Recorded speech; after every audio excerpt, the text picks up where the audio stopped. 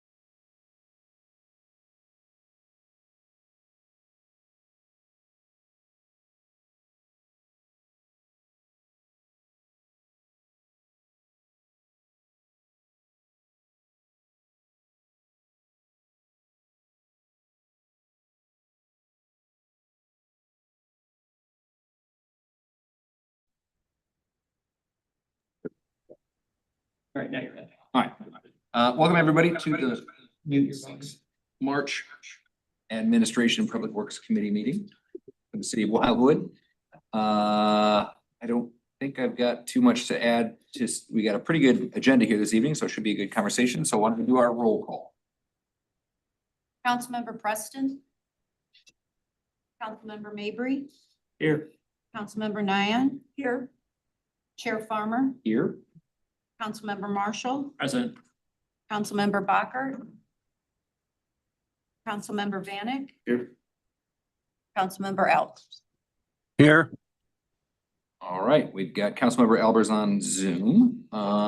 With that, we'll go to the approval of minutes. Does anybody want to make a motion or have any questions, concerns, thoughts, etc.? I read them, it's not motion. All right, Mr. Mabry makes a motion to approve the minutes. Anybody care to second? Mr. Marshall will second it. Any discussion? All right, all those in favor of approving the minutes, please say aye. Aye. Anyone opposed?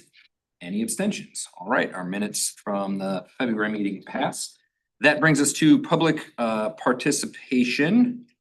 Did you want to speak or are you just observing? Okay, before we do this real quick, if you have not spoken before, you get 5 minutes, just kind of say your name, your address if you're not in Wildwood or your ward, and we go from there. Okay, my name is Trent Bottine, Ward 1.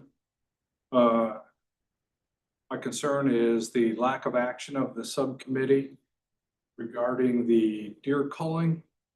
You were tasked with 120 days to report back to the city council on December 8th. It has now been 3 months. It's not been on the minutes. I find it curious as that doesn't suggest any serious conversation or discussion given the amount of debate that occurred on December 8th about the ability of local participants to support this effort. I also have other concerns that go more to, I don't represent any archery group. I don't have a business. I'm not seeking a contract with the city. I'm merely a tax-paying resident. And my concern is what appears to be a lack of consideration for alternate solutions to this problem. Not even debating the existence of the problem. That's a completely different conversation. But I know it was mentioned in the December 8 meeting, and I believe it was mentioned in last month's city council meeting as well, about reducing the minimum acreage for hunting requirements in the city. And I'm curious to see what the subcommittee has done to consider that as a viable solution to expand the huntable property to further enable the people that do hunt the ability to help reduce this population, whatever that'll get. I know in your report, it was accounted that one of the concerns was the carcasses on the side of the road. I haven't seen or heard any conversation or discussion about what a proposal would be to heighten civic awareness about the resource to report these. Or if the issue is that the county is non-responsive, what does the subcommittee propose to do to rectify that, as we're paying tax dollars for a service that would seemingly not being rendered to the residents? I'd also submit that I think there's a mindset shift that we could do well with if we don't consider this particularly a city problem as much as it is a personal problem. One of the concern areas was deer eating the local flora. Not my responsibility to pay to kill the local wildlife population because my neighbor chose to plant petunias. Just not my tax burden to deal with that issue. If they have a problem with that, then they should seek solutions within the confines of their property to address that deer population. But the wholesale slaughter that we have seen over the last couple of years of our wildlife population seems a little bit overreactive for a weed. So roadside population with car damages, still waiting on the results, I believe, of the latest report of the efficacy of the last couple of years on that. I don't understand that, the basis of a population concern. But some of the other approaches that go here, I believe there are no cost solutions. Has the subcommittee considered the possibility of allowing local hunters to hunt over bait, increasing their efficacy of harvesting deer during the seasons? Has this subcommittee considered implementing a doe first policy within the city limits that would suggest that before you can harvest a buck, you have to harvest 2 doe? I believe that's the standard in the Babbler State Park special hunt that they have there. They implement that requirement. And that would be an effective way, as we've debated, that the doe population tends to be the progenitor of the larger population. So I know my time is expiring. So I would like to see, and I'm curious to hear what this is. And I mean, we only have 1 month left on this. Thank you. Sure. So just to be clear, so public comment is just that, it's comment. It's not really designed for us to interact and answer some questions. But we will certainly be having that conversation here shortly. One thing I would suggest is you have a lot of great questions and we'll get around to having those conversations. But the way that we do these things is just structured somewhat oddly in different ways. And so in this case, our conversation that will happen is really about the feasibility of incorporating bow hunters in the overall culling program, whatever that program might look like. At the moment, that program is non-existent because it is put on pause, but we have a concept of a program that was approved. So before we can get to any of these other things, we have to, one, determine if we can fit it into what we're doing, and then two, adjust whatever we're doing accordingly. So this is a very long process. When I'm probably, well, Ed might have been around for some of it, but when I came on the council in 2019, this had already been being discussed for several years before I got involved in the conversation, and it went on for several years after that. So I know it is an item that is very important to a number of people, and we want to do it the appropriate amount of justice to have that conversation, and so we will, but it is gonna just be segmented out, because that's the way that it works. It's not like we kind of wave a magic wand and make things, happen. But I can tell you just off the top of my head, unless Mr. Lee says differently, I mean, depending on where deer are on the road, if it's a state road, MoDOT, if it's county road, it's the county, if it's a wild road, it's us.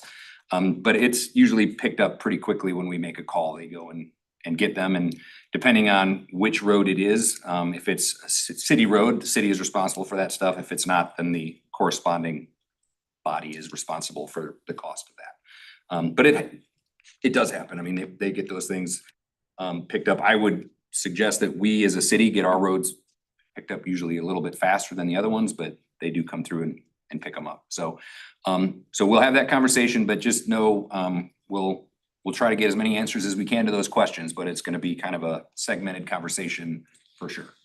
Just a note too on that, when we do respond to deer hitting the road, either be on a state route or. I'm sorry, I'm part of Erie. When, that's all right. When we do respond to a deer that's been hit on the road or we pick them up, when the police get called out, we do record that data. So we'll see if someone goes out, a police officer records an actual accident or an accident report was filed. And if they go out there and have to put down a deer because it was hit, in that case, those are also recorded. So obviously that's more of a conservative base and estimate, but we do have a reporting mechanism. And if folks do reach out to us, we can include that. We try to have, when we talk to folks, if you want to email, if you're listening to this, if you email deer@cityofwildwood.com, we can incorporate that data as well. But we typically want to use the police data on one side because those are police officers that see it in person. They know for a fact that the deer was hit. When we get the anecdotal data, sometimes it does come through as, hey, I saw a deer a few weeks ago. We can usually track that down if we removed it on our roadway, but on a state roadway, we don't necessarily get those invoices. So I just wanted to call out we do have some data that shows how many deer are being hit. Awesome. All right. Thank you for coming. You're more than welcome to stick around. It's, I'm sure, going to be very exciting here coming up. But we understand if you don't want to. All right. I don't see anybody else online. Brennan, I don't think we've got, if anybody, right?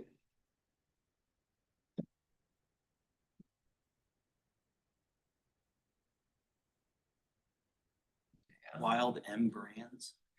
Yeah, go ahead and say, sir, he's using the raise hand feature. We do have one. Yeah. Sorry, that's my Zoom account. I'm Tom Mitchell. Okay. Did you want to make a public comment? Yes, sir, I do. So can I ask first, who was that just spoke?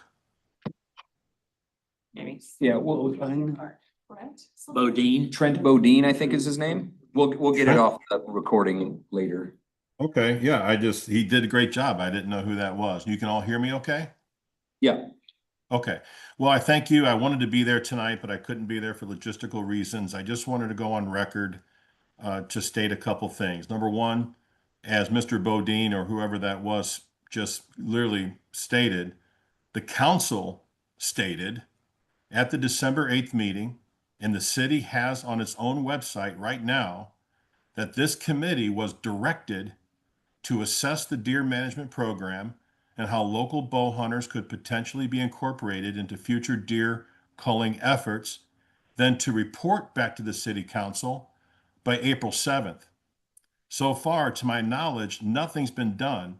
And to my knowledge, this is unprecedented, that the council would direct a committee to take up a very contentious and, according to the city, a very important issue, and for it to not go anywhere is perplexing to me as a novice person that's been involved in civics just the past few months. And it's perplexing to a lot of people that are in the inside as well. This election that's coming up has been used as an excuse That was the excuse to move it back 120 days at the city council meeting on December 8th. The original proposal was to have a proposal done by today, 90 days, and still nothing's been done. But the election is not an excuse to delay. There was no election in January or February or March. And an election does not preclude the advancement of the people's business. And if there is, in fact, a deer problem, and this committee is not taking action, in my opinion, this is a breach of duty. It's a violation of my trust and the public trust. It's simply wrong. And frankly, it's a little bit irresponsible. So my question is, as I asked in the last council meeting, when will this deer hunting program be added to this committee's agenda? Thank you. Thanks for the comment. Okay, moving forward, unless I don't see any other participants. Well, we've got our panelists. Okay, not seeing anybody else, we'll close public comment, and that brings us to our review of the fiscal year 2026 municipal building capital improvement plan. Tom, I assume that's. Yes, it is. Thank you, Chair. Wanted to quickly go over tonight, discussions that had taken place at a previous ad hoc building committee, kind of rounding out plans for how to utilize the $300,000 budgeted in the capital improvement plan for 2026. The ad hoc building committee did meet on the vast majority of these items included in the plan tonight. But wanted to go through these as well from the administrative body, just to make sure we're all on the same page, we're heading in the right direction. We'll go through a couple of these repairs today. There is one that was added in between the meetings based off a recent repair visit. So wanted to bring that up as well and get feedback from the committee. But on the February 23rd, 2026 ad hoc building committee, this was reviewed along with a couple other items. But the idea behind it is 300,000 will go towards first, the biggest issue that we have is engineering a solution to the South Side Basin and BMP and the two leaks that are caused by it or in some fashion an issue for us on the south side of the building. The idea right now is to do some preliminary testing, maybe get a firm to come in and organize a way to move the basin itself away from the building. That's going to be the ultimate goal. But in the meantime, there's also an effort now to look at it and possibly identify that either do we need to go through and waterproof the entire side of the wall on the south facing side of the building, or is it maybe something else? We're looking at possibly doing some tests right now to do just that. So that's the biggest issue. More than happy to discuss that. That could probably take up a whole meeting like it did. Nonetheless, getting to some of the more housekeeping items that we plan on doing. We do have some interior damage that was caused by two other leaks that were addressed last year. So we had a leak in the upstairs kitchen. We had a leak near the clock tower on the second floor as well. And if you go to those two areas of the building, you'll notice a little bit of the drywall has kind of eroded away from the leakage. You'll see that stain. The idea would be to have a contractor come in, remove it and replace it so it looks consistent with the surrounding architecture and drywall that exists. The other item that was discussed, a little bit of a bigger ticket item, was a key card access system. Initial quote that we received was about $67,000 for that, and it was budgeted with Prop P monies last fiscal year. So getting around to do just that. So that's part of it. And then exterior improvements to the metal and woodwork. We'll call that the metal trellis that's on the front side of the building. The idea would possibly be to remove that. Also, it would include, if you're on both the east and west side of the building, you'll see fascia boards that are kind of in a crisscross pattern. The idea would be to remove that as well, or to seal it, make it look better. And then also the trellis that's on the south side of the building too, along that walkway.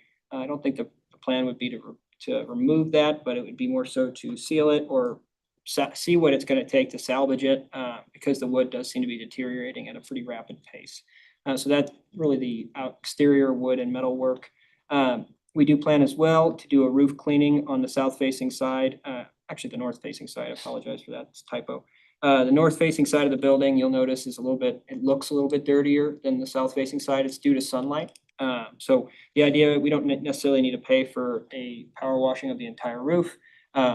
We can do just the side of the roof that doesn't get as much sun. So we'll be doing that. HVAC repairs, we're actually looking to publish an RFP for that. Fairly very close. And the idea would be also, this was from the committee, we'll make these repairs, but then also start assessing whether or not we need to possibly replace the full system, or if there's a way to make it simpler, make it a little bit more able to avoid these costly repairs in the future. I will say that just given the cost of the system itself, it does seem that no matter what, if we're powering this size of a building, it seems from the initial conversations, it's gonna be pretty expensive and cost prohibitive to replace it. But there may be some options to be able to at least replace the automated side of it, where we can make some improvements and make it cheaper. We're gonna be working on HVAC duct cleaning. We're gonna do that after we do the HVAC system repairs, just as a FYI. But we do plan to do that this year, and the idea would be that we're gonna have to close City Hall for probably one day. They'll come in on a weekend, and then there will most likely need to be one day where we're outside of the building, and we'll have to coordinate with the police on that. The clock tower light, if you notice, there's a light bulb that is out on the, that would be the east facing wall, and there's two lights that make up the light that goes behind the actual clock itself. The idea would be just to go up there. The problem with this is that we have to have the elevator company on site to be able to access the panel that has the light. So we're working on that now, and it should be cheaper than what's listed here. But just wanted to be safe with that estimate because we haven't actually gotten a full estimate because we need the elevator contractor there. Spiral staircase, doing some revitalization. There's a wood covering along a metal staircase. If you see in the middle of the foyer here, we'll be either replacing or repairing any damage to that. Good news is it's all metal and it just has the wood as a kind of an accent. It'll be to improve and make that look a little bit better. There's going to be an effort to redesign and study the front stairs at the entrance of the building on the north facing side. This is going to take a little bit more time to do the study of it, how to replace it. That said, in the meantime, we're planning some type of idea to either make it very bright and noticeable that you're going down two stairs. And then the last one I wanted to bring up here, and this is the new one that I wanted to get committee feedback on, is we had, at the time, we thought we might be in good shape. The council chamber audio system's working really well right now. It was not having, I mean, everybody here was at the last council meeting. There were issues with some of the volumes of people speaking. Some folks sounded, pretty mute, and the others maybe sound a little bit louder.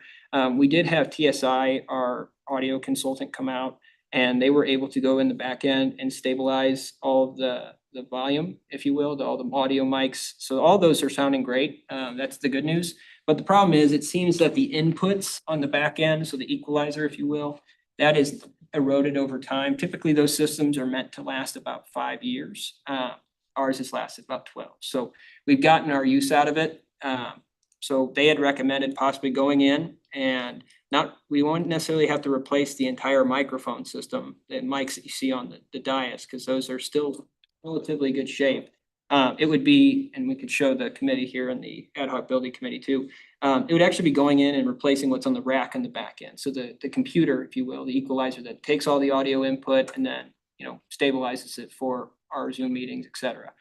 We may have to look at our speakers as well, but overall, the idea would be to kind of do a partial rebuild, if you will, also clean up the wiring while we're out there, but that can keep costs relatively low while also making sure that the audio doesn't keep doing what it's doing now, where in 2024, we did exactly what we did a couple days ago last week, and it fixes the problem intermittently, but after, give it a couple months, it'll start to fade again. And it just seems that the inputs on the back end are starting to not work as well, which I am not an audio engineer, but it doesn't necessarily, they confirmed, and the reason why we were confident that we might not have to do this was we thought that doing this practice, we thought someone might have kicked it or moved the dial, hit the back rack with, T-shirts when they were moving stuff in for an event.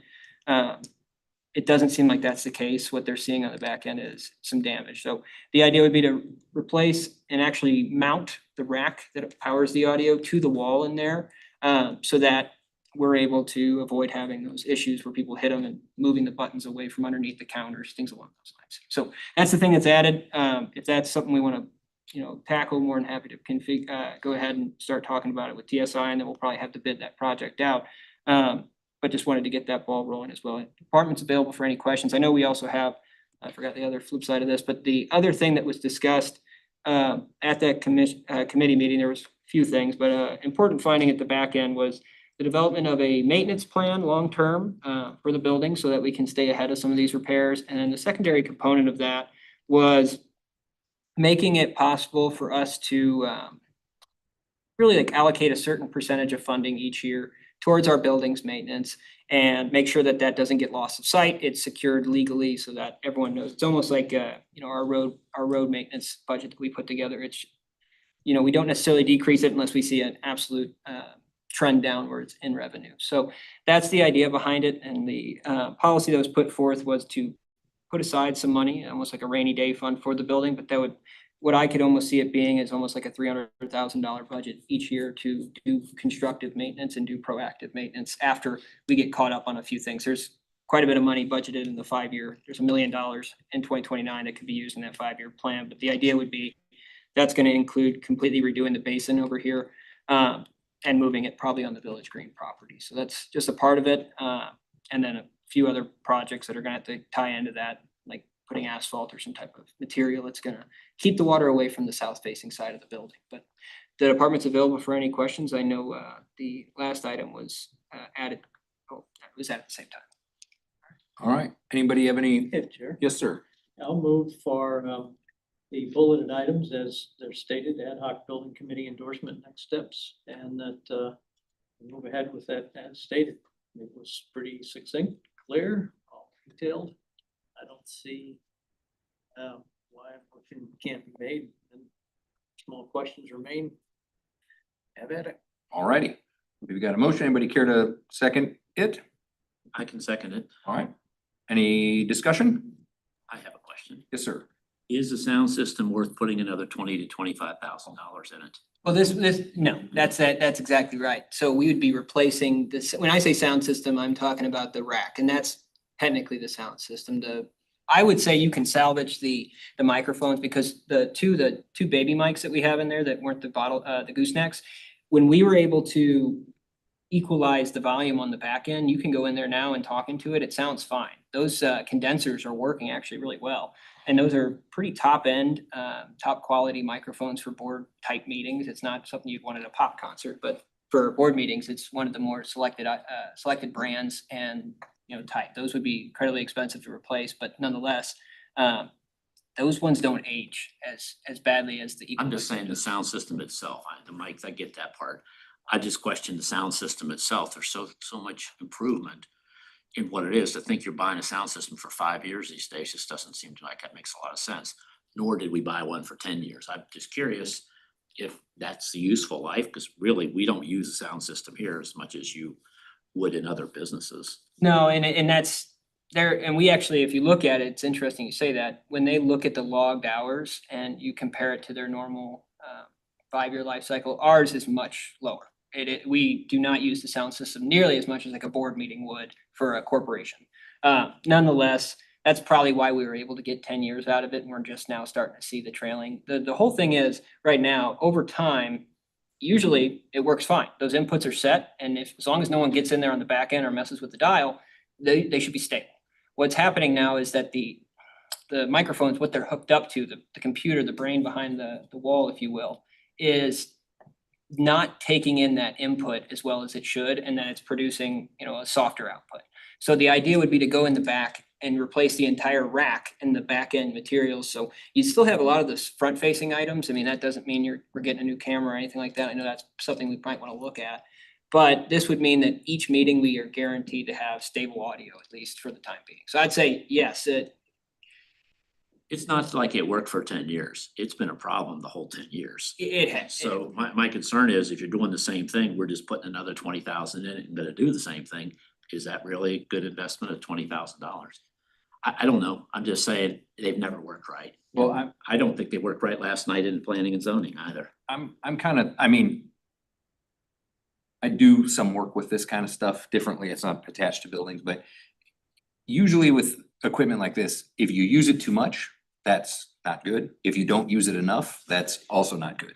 So I would say like we need to get it fixed because it is No, I'm not very disagreeing. bad. But I am of the opinion, and I feel like this is kind of what we talked about in the building meeting, that, you know, a lot of these things, whether it's the sound system or the cameras or whatever it is, we need to get that room functioning the way that it should, kind of, I mean, I'm not saying regardless of price, but really, I think we need to stop trying to fix everything with like duct tape and baling wire and just fix it. So if we get, you know, the microphones, if they work fine, great. I would recommend get 2 extra ones just so we have them in the, if we need them.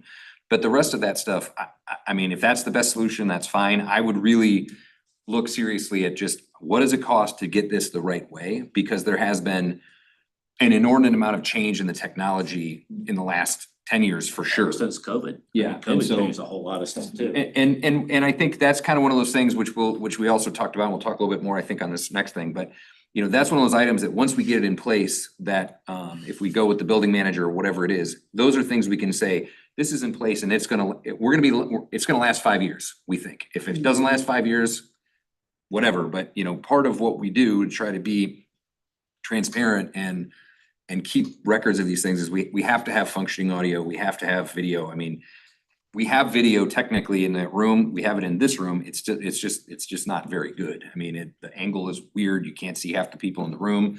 You can't really see who's talking unless you know people's voices, so I just think we need to look at, like we did with the sound system in here, like we need to look at whatever the best solution is to that and do that, and if, no, that's okay. I was gonna say, when they come out to do like the initial assessment to do what we were talking about here, I mean, they can offer that as a solution to a full rebuild.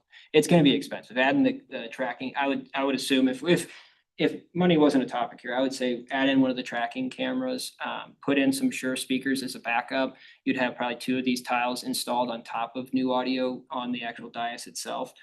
You're gonna have a little bit more of a hot mic situation, but what those serve as is almost a backup to your audio that you have coming through the main microphone. But that probably would start creeping towards you could spend $80,000 to $100,000 on audio and visual in that room. So Yeah, that maybe finding a middle ground. I would just say this, I think like we're gonna do here in a minute with our conversation about the police contract, like.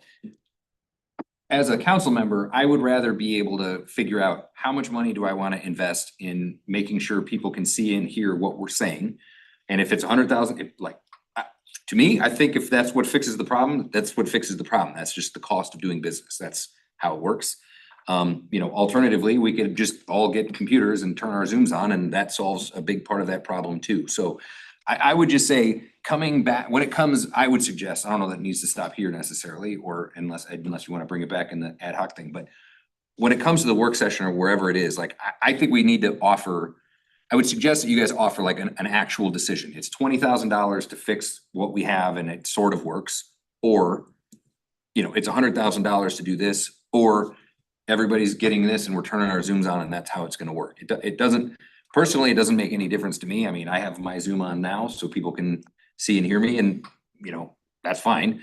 But I just think, I think that's a better way to go. I'm not opposed to, it just needs to be fixed. And at this point, like, I would rather fix it right the first time than have to fix it and come back again. No, I get you. It is replacing the whole thing like that. Yeah, no, I know. This is a good first step, Yeah, and it might correct, yeah. it might correct. It would correct, and the thing that we could look at with twofold is that you come in, if you replace the back end, we could make it so it's set up. And we could have options. I mean, they will come in and try to quote us out for. Well, and it might be, hey, we're gonna better fix system. we're gonna fix the sound system this year and next year we're gonna fix the cameras or That- whatever it is. That I think can be done, and at the end of the day too, it's gonna probably tie into the projector as well. There's a couple Yeah. different factors that play into this, but at the end of the day, we might have to break it up like sound, audio, and then visual for really three I think that's components, the great. camera, et cetera. But yes, either way, the first step is gonna be having TSI come out, do the full audit evaluation of the current equipment, and then coming back with a recommendation like they did here, which they were able to fix this room. So I have a lot of confidence in their abilities, but once we get that quote back, we'll bring it back here, or the building committee. And then at that point, we'll probably have to bid this project out, but we'll be able to bring it back for consideration. Cool. All right, so we have a first and second. Any other questions, concerns, discussion? Just a quick question, regarding the leakage in the drywall and the kitchen and the tower here. Is this because of do we know what the leakage is caused by? Is it roof? Is it flashing? Is it siding? Is it the settling of the foundation problems? Yeah, we can tell for now it's 4, but 2 of the leaks for sure have a conclusive evidence of what was causing them because we fixed them. The clock tower, there was, what fixed the problem was masonry restoration work, and we added guttering. If you actually go up to the second floor there, where the clock tower is, you'll see, you won't see the masonry restoration. What they went in and they put sealant in on the areas that looked deteriorated. And then they also, a different company that bid on the project as well, added guttering to the sides to drive water away from that area where water was pooling. What it really was there's this little bridge between the clock tower and the building's envelope, and water was pooling on pretty much brick. And over time, it just sat there, and eventually it started creeping its way in. They pretty much took all that out, replaced it to the core, and added a waterproofed type material to put on top of a sealant. And then they added the guttering, which now brings that water away, which that's great. The leak hasn't had any issues since. The kitchen leak on the second floor, similar issue. We had a leak coming in, and this one was somewhat easy to identify of the cause. We have a dormer on the south facing side of the building, and there was both there's a window over there, and you'll see there's like almost like these little slits at a 45-degree angle downward. And what those slits are is that's the HVAC system where it pulls in air. When the building was constructed, they should have put gutters on that dormer. I don't know why, but they didn't. And water, if you look at the dormer, it's at almost like a very slight slope. So water would just pool on the dormer and it would slowly drip downward, and it would drip eventually, but it would slowly drip downward. And then as air was being pulled in, and also as the sealant along the edges of the window kind of deteriorated over time, it just started seeping right in, and that's what caused the issue. So what we did was we added guttering up there, haven't had an issue since, so we're just effectively directing the water away. We've done that to all the dormers except the north facing one, because we have to add this special, here's another little quirk here too. They encompassed each dormer with this copper type material. And if you put copper on copper, it creates an issue where eventually you're gonna produce a leak. So the idea is we're gonna have to put an EDPM type plastic material, actually lessen the price a little bit on the north facing side. But you put that on there as almost as a buffer between 2 pieces of copper. But the problem area on the south side, so the police station leak, and then now the women's restroom on the first floor here, not as bad, but something that has peeked its head around. We do believe that it's something to do either with the basin or the vegetation roof over on the south side of the building. We don't know for sure. We originally had identified a corner where we ran water. We were able to determine a leak was generated from that water being ran in the corner. We sealed and fixed that. But after we did that, it still leaks. So now is it further down? We're planning to measure it out and run a hose against the wall practically and test it. But it is somewhat confusing because it doesn't seem where you would think the water's getting in at, it doesn't seem to be getting in at that place. But it comes back to a very simple conclusion that basin that's situated right on the building, that wasn't a good place to put it. Even if we find out that has nothing to do with the leaks, that us moving that basin is gonna be a long-term good for the city. All right, anything else? Okay, all those of basically accepting these items and pushing them forward, please say aye. Aye. Anyone opposed? Any abstentions? All right. You wanna do the framework then, I guess, next, Tom? Or is that kind of Council concluded? rules. What's that? The council rules procedure. Council rules, yeah. All right, real quick, this was stemming from a recent change by the city council, section 110.20.210. Subsection 11 was recently changed to make it so when a reconsideration of a motion is taken place at the council level, that it's now no longer with the majority it's with the prevailing side. And the reason for that was because it created some instances where you would actually have a minority not vote not in the affirmative. And then you actually could have a bill fail, and then an individual from the losing side could bring that back up. So now it's prevailing side, and that is consistent with Robert's rules.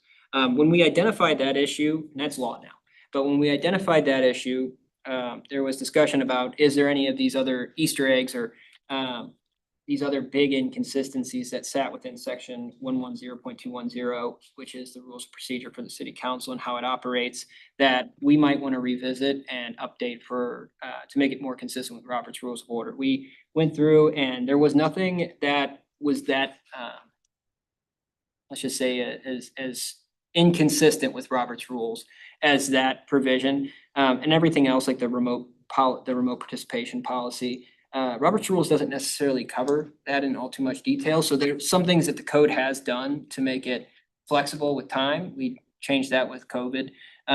Everything else, though, is more so specific to Wildwood, and there was nothing that, was a clear one-to-one. So the department's recommending, and this is an informational item tonight, the committee had requested a review of that section to make sure it was consistent. After review, the department believes there's no further changes are necessary since we made that change to subsection 11. Mr. Marshall. My question would be is, you need to refer to the date that Robert's Rules of Order are being used in this. They change all the time. This is the third version. I think we got the 12th version out on the counter.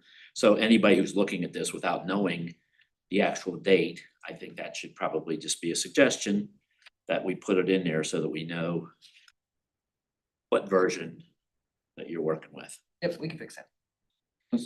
Anything else? Oh, yeah, my second question is, I really believe that for our council members, and for me, you need to do a better job of explaining prevailing.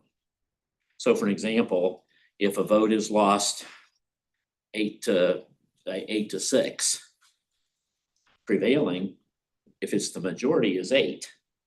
But my understanding of Robert's Rules of Order were it failed because of the noes. Yes. So that can be considered prevailing for years. If you knew something's counting heads, if you knew something was going down, vote it down so you could bring it back up 2 weeks later. So I'm not real sure as I read it, that I understand is prevailing the lack of passing it, or is it the quantity of votes? Well, it depends on the motion, but for an ordinance, if you're on the prevailing side for a failed ordinance, so it didn't get enough votes to pass at 9, it's a little different for that because you need 9 to pass an ordinance in Wildwood. So if there were 8, the side that lost would be the 8. That's the prevailing side is I would say the ones that did not vote with the 8. Sorry, that sounds confusing. I rest my case. I honestly believe that you set out here on the council, DS, people will give you 3 different answers to it. And prevailing, I think the word itself is a little confusing.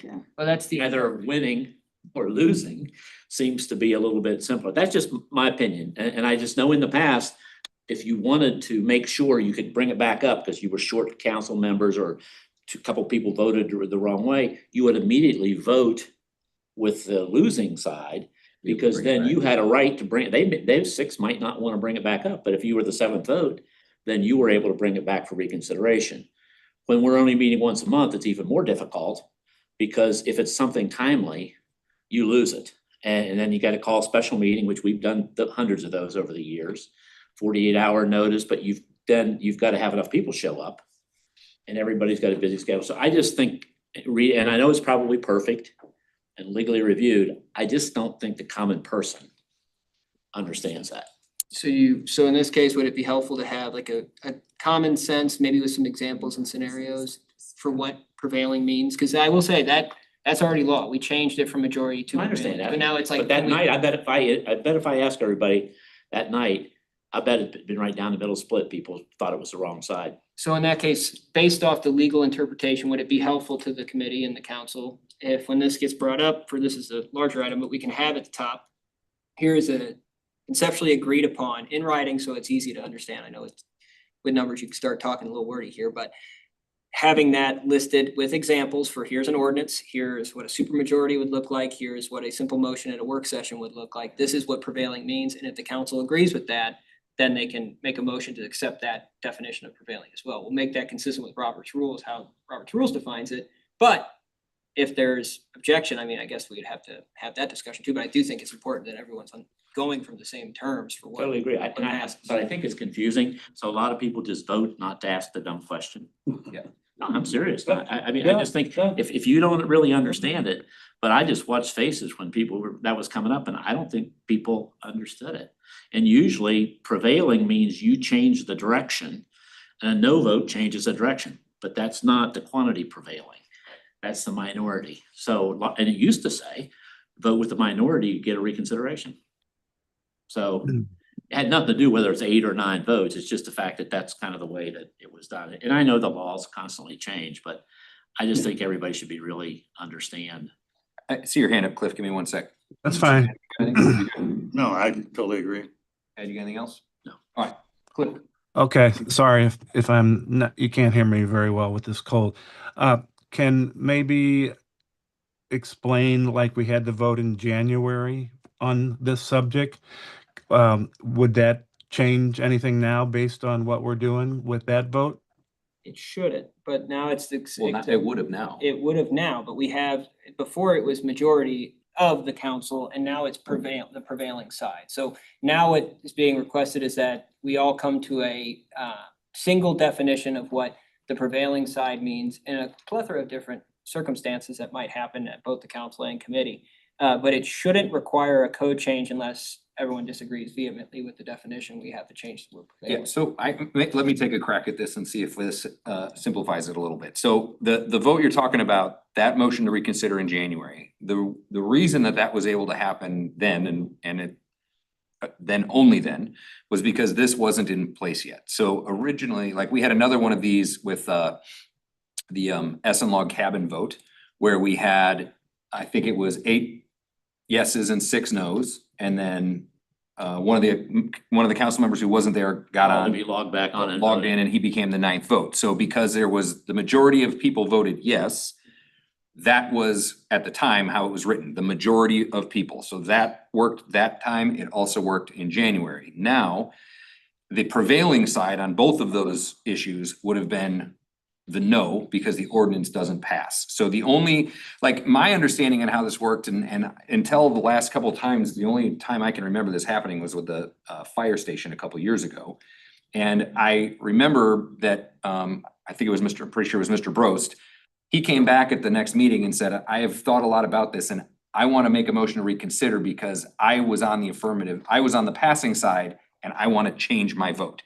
So it is whichever side of the equation wins the issue. So if you need 9 votes for an ordinance and you only get 8, then the minority of voting members get to make a motion to reconsider, not the majority. Does that make sense?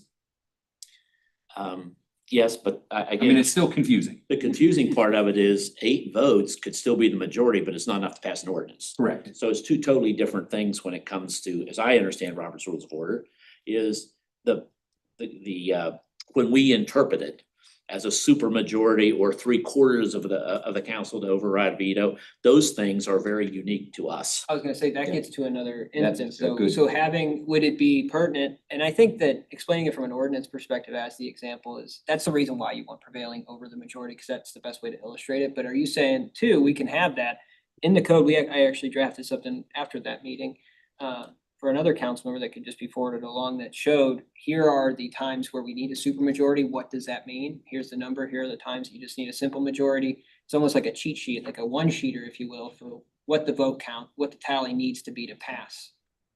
I mean, that's in a charter, but that's pretty easy Yeah, to but determine. All I'm saying is, I just think the prevailing, in watching these 3 or 4 examples in the last year, is not a good indicator for people to know, if I don't want that to happen, then I vote with the noes, and then it doesn't have enough to it. If I vote with the noes, then I can come back and be a reconsideration, even if the other 5 noes don't want to do it. It takes 1 vote, but then you have to have someone else on the other side second that. Yeah, I mean, I also think that and I may have misinterpreted this in the December vote with the White Buffalo contract, but I got the sense in the room that most of the people in the room didn't know At all. how many votes were necessary to pass that or not, or whatever. So it wasn't until we'd counted it all up and then it was like, oh no, you need 9, then it became, so I And just the think there's a 6 lot of those The things. 6 that voted against it, they were not, they didn't know that that was going that way. Some people, I just thought that there'd be enough other people carry it. Well, that's not the way you vote.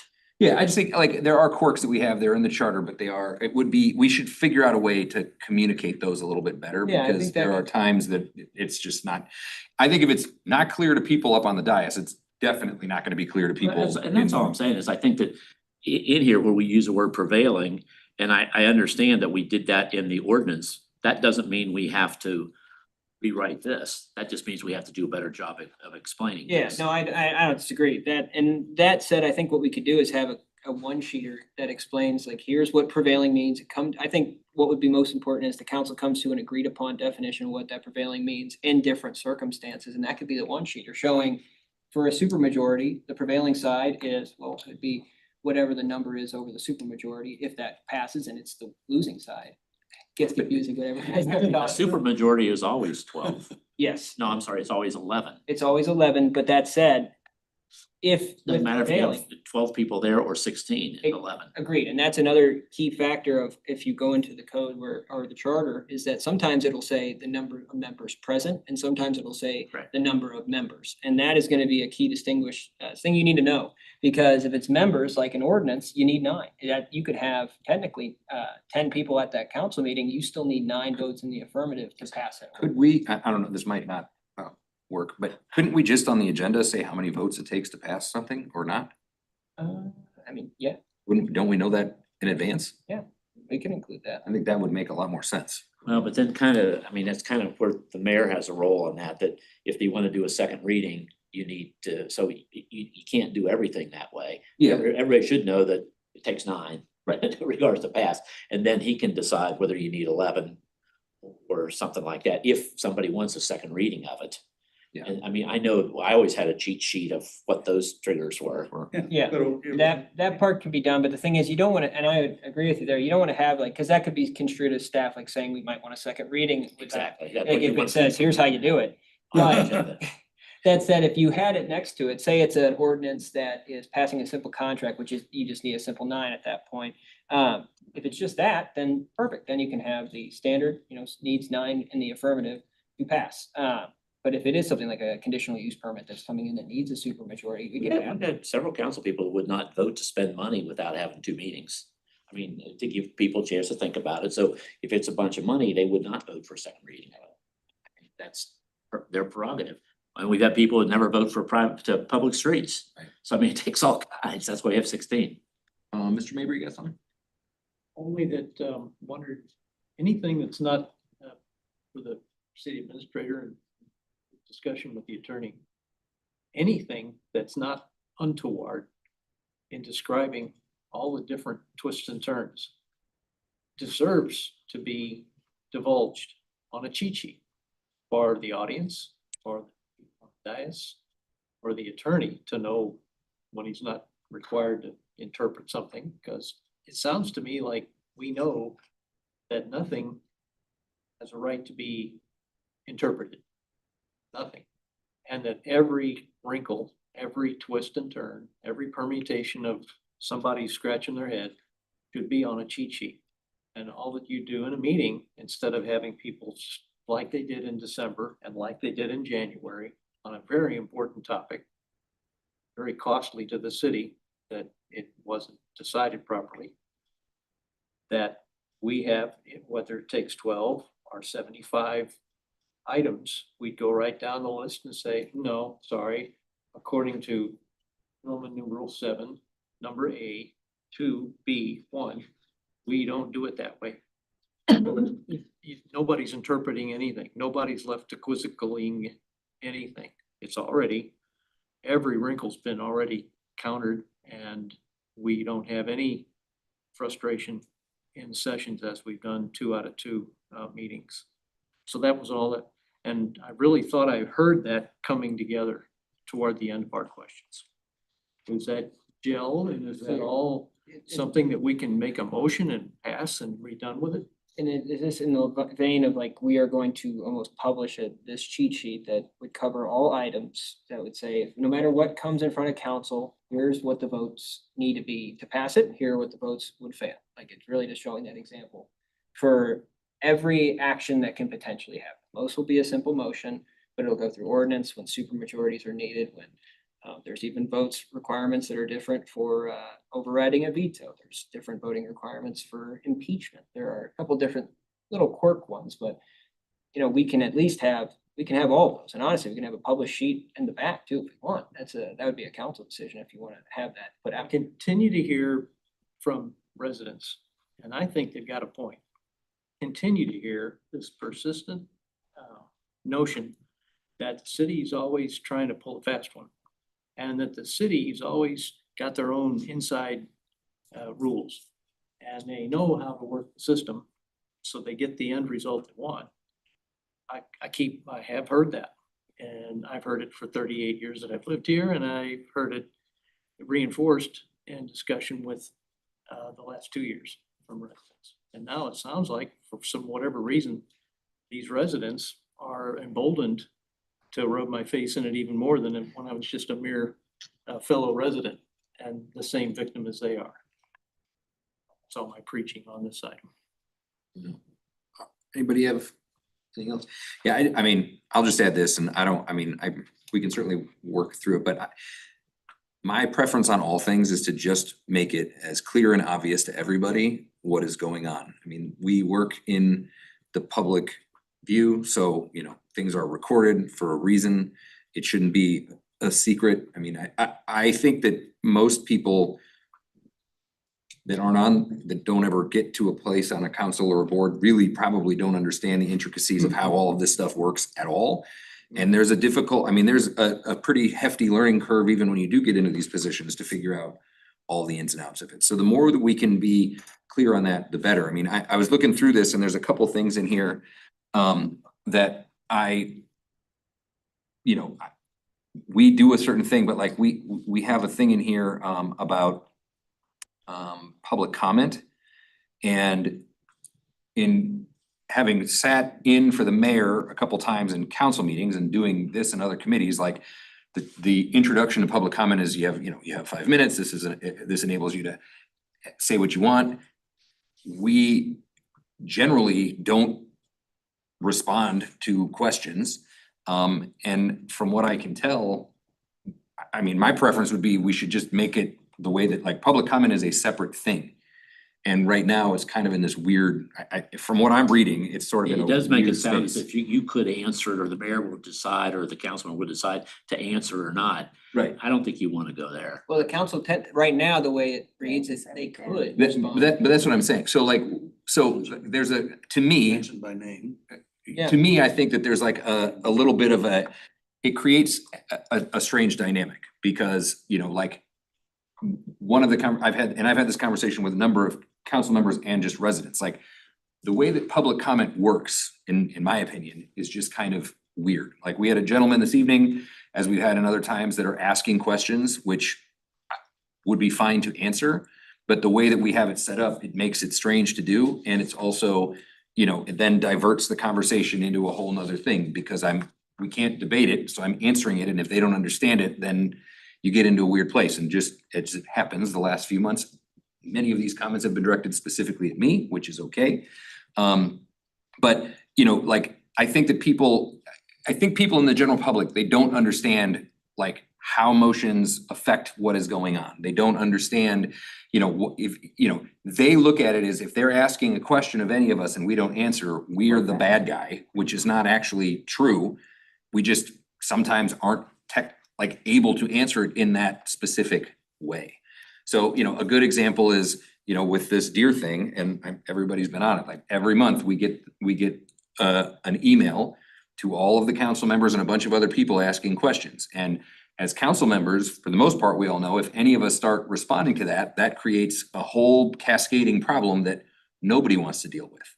But the general public doesn't understand that that is the case. So they look at us and they go, well, you're not answering my questions. You're obstructing all of this. And so I just think like, we should just make these things like super easy. Public comment is public comment. It's for you to say whatever you're gonna say. Nobody's gonna answer a question. If I afterwards wanna send a message to that person outside of the meeting, that's fine. But I don't think that we want to give people the idea that somebody's gonna answer a question when they're Or they're gonna have definitely not. another 3 to 5 minutes to ask you a follow-up question. Right, That's where you exactly. run into a problem. Right, because that's the other side, is you have 5 minutes, and if you ask a question, that conversation is now way beyond the 5 minutes, and those things kind of, you know, get strange. So the public comment thing was something, I also read a couple things in here that, and this is sort of more of just a thing I've noticed, and that goes back into the complicated nature of this. Like, a lot of our rules seem to be attendance-based more than like practically based, which seems odd. I mean, I know in talking to Mr. Marshall, you know, over the years, it has been difficult to get an appropriate number of council members places, and that is, in my opinion, very unfortunate. But you know, that to me strikes me as a problem when everything is tied to, you know, like we've got a thing in here where it's like, if there was 12 people that voted this time, there have to be 12 people there the next time. That doesn't make any sense. For a special meeting specifically.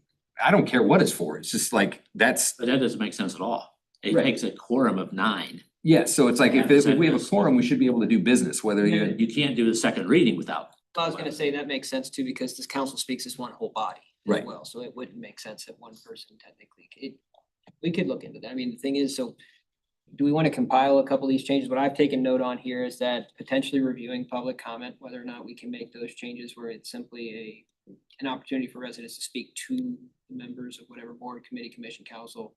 But we take out the component of response from the council. I mean, Yeah, I mean, I've had a number of conversations with a lot of different people, and to a person, all of them have pretty much said, the way that we do public comment is not particularly helpful. So like, I would fix that just because it's in our rules, but I personally would love to have a conversation where we figure out, are we doing this in the best possible way? Because I don't know that we are. And I think it creates, not that people shouldn't have the opportunity to come up and talk, they absolutely should. But we have to, I think sometimes we might need to put much clearer provisions out there as to what is going on, because I think that drags. I just think part of it is the fact that the people that are coming up, that are being told to come and comment, Mhm. they don't understand what they're commenting on. Right. So whether you're talking turnberry or you're talking deer kill, people, well, you can't kill deer in wildwood. Yes, you can. You know, it's you just can't kill it in somebody's backyard under 3 acres. Right. So I mean, that's kind of the miss, because all these people, well, you should be allowed to kill them. Yeah, on your own property, or you get the insurance to do it on somebody else's property. But those are the requirements that they just assume that we can make all those changes. And that's really not the way. I just sometimes wonder that if we know that's a controversial subject, because we've seen there's 5 speaker cards for it. Right. Just to look at that and say, you know what, before we get into these 5, let's talk about the basic issues of what seems coming up over and over again. Maybe we can save some time. Yeah. I saw it last night in planning and zoning. There were dozens of people there came to complain about Bosworth development. And if they would have just opened it up and read it, it was being turned down. Right. So we spent all that time talking and listening and yelling and screaming, and then the department turned it down. Yeah, yeah, and I think, I mean, you know, I I don't mean, want. those are the kind of things you just think, wow, just read something. Yeah, well, and I don't wanna belabor the deer thing, but you know, the gentleman that came up here asked a lot of good questions. One of them was the baiting question. We don't get, that's not our choice. That's a state thing. So I would love to be able to say, hey, man, go talk to the state.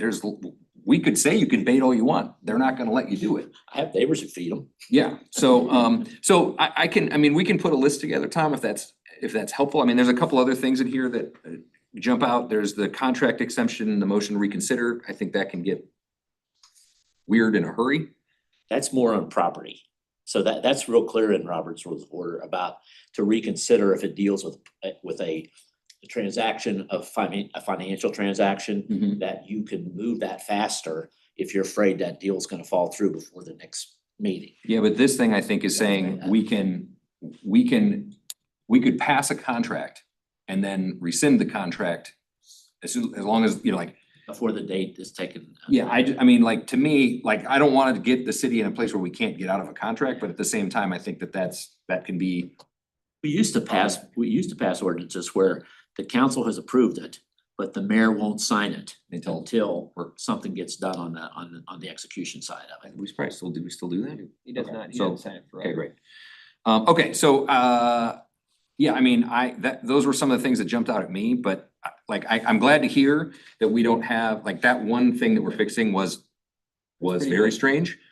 Yeah. So I'm glad that we're fixing that, but I do think that, you know, some of these things, maybe invite more problems than we think that they are, and we're, by trying to do the right thing, we're actually not helping this situation. Well, and in this case, do we want to open that up where the prevailing, we can do that and with this report include the information about what prevailing means, that definition, and then give examples, and then also have the cheat sheet. And I'm okay with putting a laminated copy and taping it to the table out there so Yeah. residents know the difference too. I think that's fair and it's a good way to go about it. But the second side, opening up the public comment review, that would take some code changes. So do we want to make that motion tonight to look into revising or looking at public comment, looking at attendance-based requirements within it? We can do that. It's just gotta be an action by the council. I think we should, I think we should review a number of these things. I'm not sure the right mechanism to do it. Like, I know, like, Colleen, our city clerk, as an example, is, she used to work for Rockwood. And she brought up the public comment thing primarily because she's organizing it in the meeting and trying to keep track of everything and whatever. And so, her suggestion was, you might want to look and see how some of these other places are doing it, because the way that we have it currently set up doesn't seem like the most effective way to do this. And so that was the start of the conversation. And then I started, I don't know if it's that thing where like you see a blue car and then everywhere you look, you see a blue car, but then a whole bunch of people started asking me those questions. And so I just think, like, as Ed said, like, when you have a bunch of people that are coming up there and there's either nothing that can be done in that scenario or whatever it is, I don't think that I don't know that they understand how that process works in that way. And so, they're misconstruing what's going on, and then it's taking up their time and effort and everything else. I honestly think we'd be better off just stating that the mayor nor the council people will be responding to your questions now. Thank you for your comments. And you leave it there. Sure. That's what I did. And I'd have other mayors come and say, wow, all those people talk. And he said, but you didn't get hung up with people yelling and screaming. I said, I'm just, thank you for your comment. It could be a complete idiot, but thank you for your comment. Nobody's promising they're gonna get back to them because we have an agenda to work off of. Yeah. But I think once we started putting in there that if you want comments or a particular council Or people, somebody can do this. why say that? We could clean that up. I don't believe, based off the review, I don't think there's any legal issue with us removing that component of public comment. You have to let the people speak. Yeah. But having it be in a way where you control the time Thank you. manner, Thank you for your comment. Yep. Time's up. Thank you. Next speaker, please. that can be done. And part of it also goes, maybe it's part of it can be in the script, I guess, for the mayor too, if he wants to do that, but like reiterating that point is helpful too, because people might come up and ask a question and then stare at you, and it's But like, then it also clarifies a little bit different if you explain up front about a public hearing. Yeah. Versus any kind of public comment. so that was the other thing that's been brought up is like, because we usually go from public comment into public hearings, regular people aren't always sure when they're supposed to go up and say whatever they're saying or how that's supposed to work. So that kind of stuff is just some of the public comment. When the person, and this kind of goes back to submissions from the residents' behalf, they should be filling out the speaker card, and when they do that, it does question, are you speaking on that? And then when we get it, Colleen does review those, and if she sees, this person's actually speaking on the public then hearing, puts it in a different we'll pile. put it in that pile. So because residents, I think that gets a little too technical, but the idea of having you gotta have the public speaker cards in on time or at a, timely fashion, so Colleen has the time to review it. That could be something to discuss. The other thing that's been brought up, and I think Rockwood does this, is you can register in advance online to come speak, because then that way things can kind of be, you can figure out where everything is going to wind up being, and then you can have that conversation more appropriately than like a random collection of cards that come in and whatever. It's not to say somebody can't, I guess, say, I'd have to check and see how Rockwood does it. I've had a couple conversations about it, but I know that, their whole thing is the meeting's at 5:30, you have to be registered to speak, by whatever, 4:30 or something like that. Because then, I get where Colleen's coming from. She has a lot to do in a meeting that most people don't really understand. And so trying to figure out who goes where and make the sheet and give it to the mayor and all that kind of things, that's a lot to do in 30 seconds before a meeting starts. I think it is it is reasonable to have like a submission time frame. Yeah. For folks to have their card in, and we can have that. I think it would be, to make sure everyone's in agreement, we could review, the part is taking out the component of council responding to and guaranteeing that response.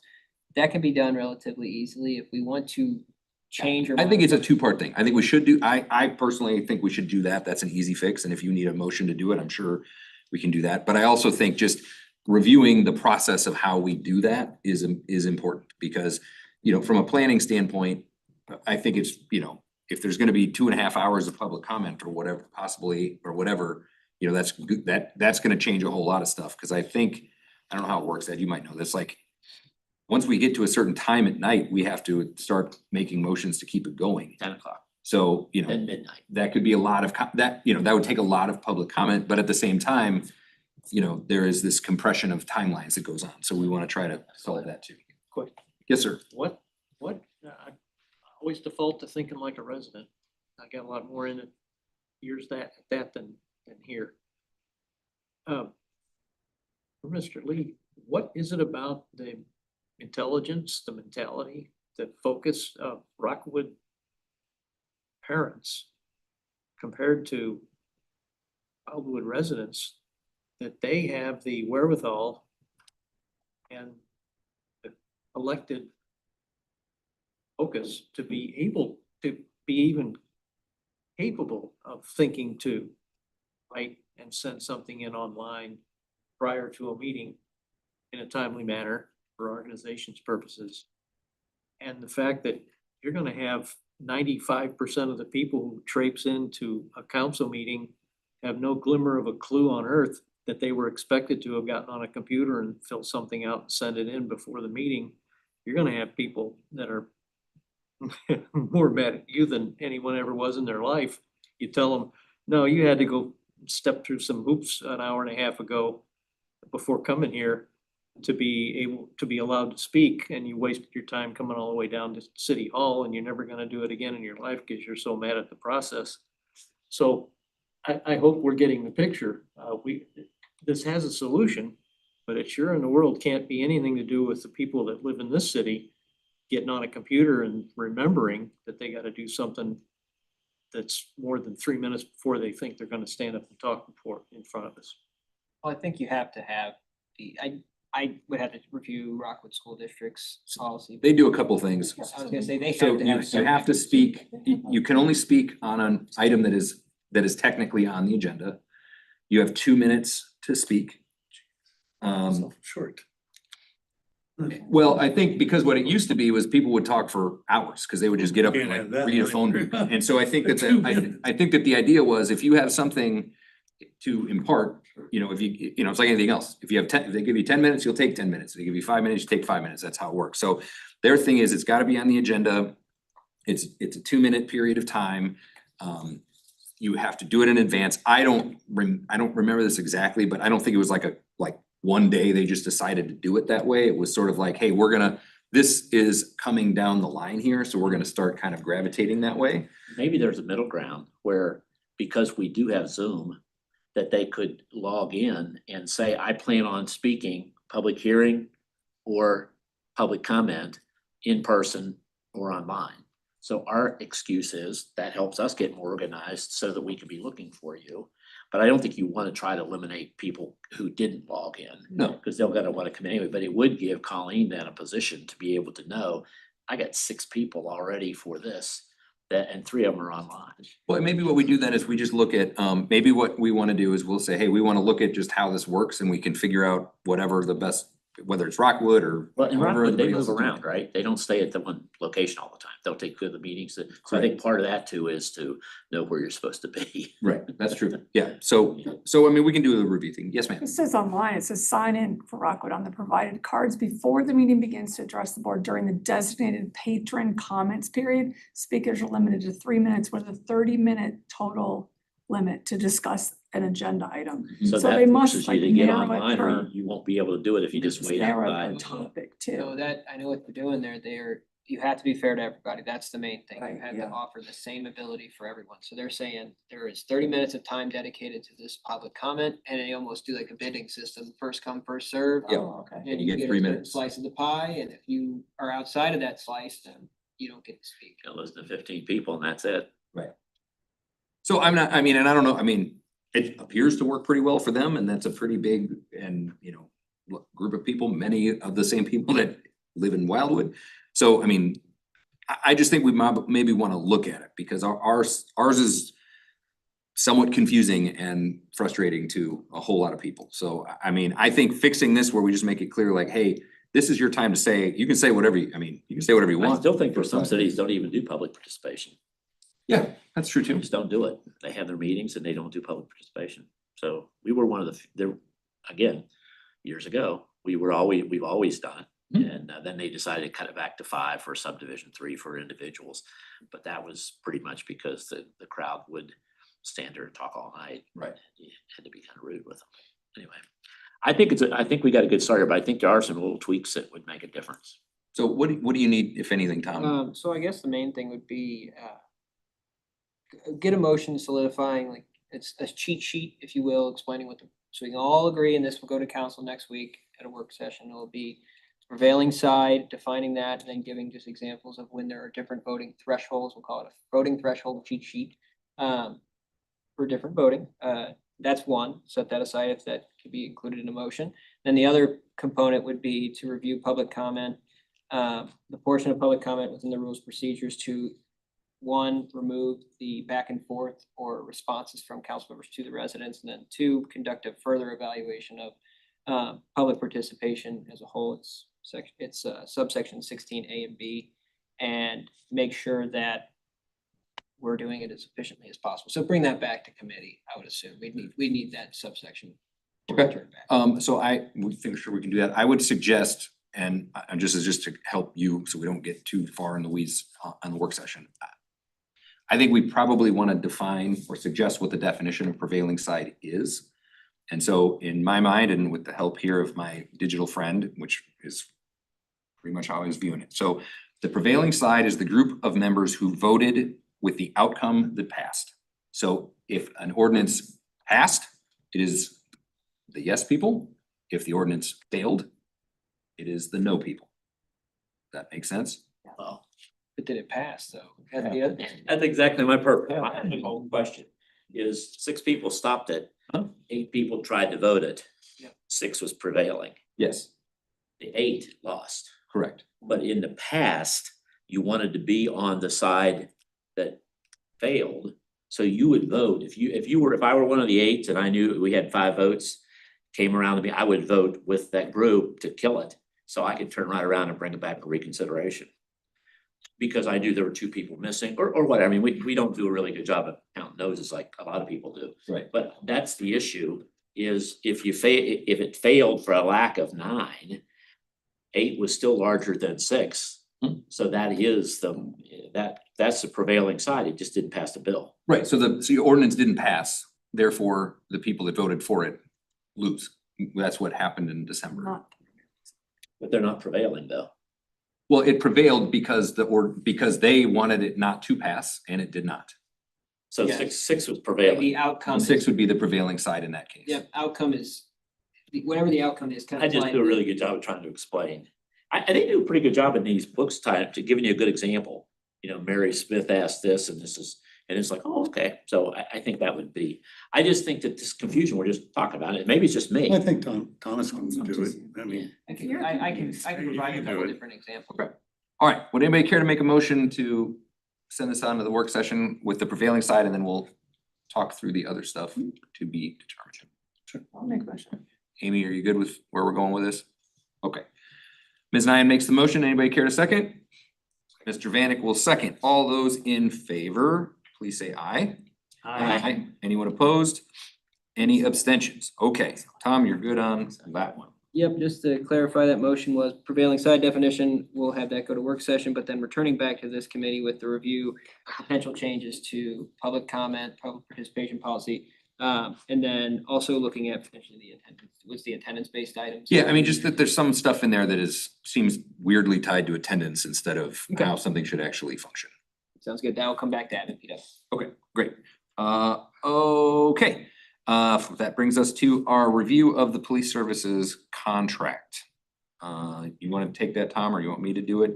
Yeah, you can start off, but I'll add a little note here with your permission, Chair, just to notify we're doing this a little bit.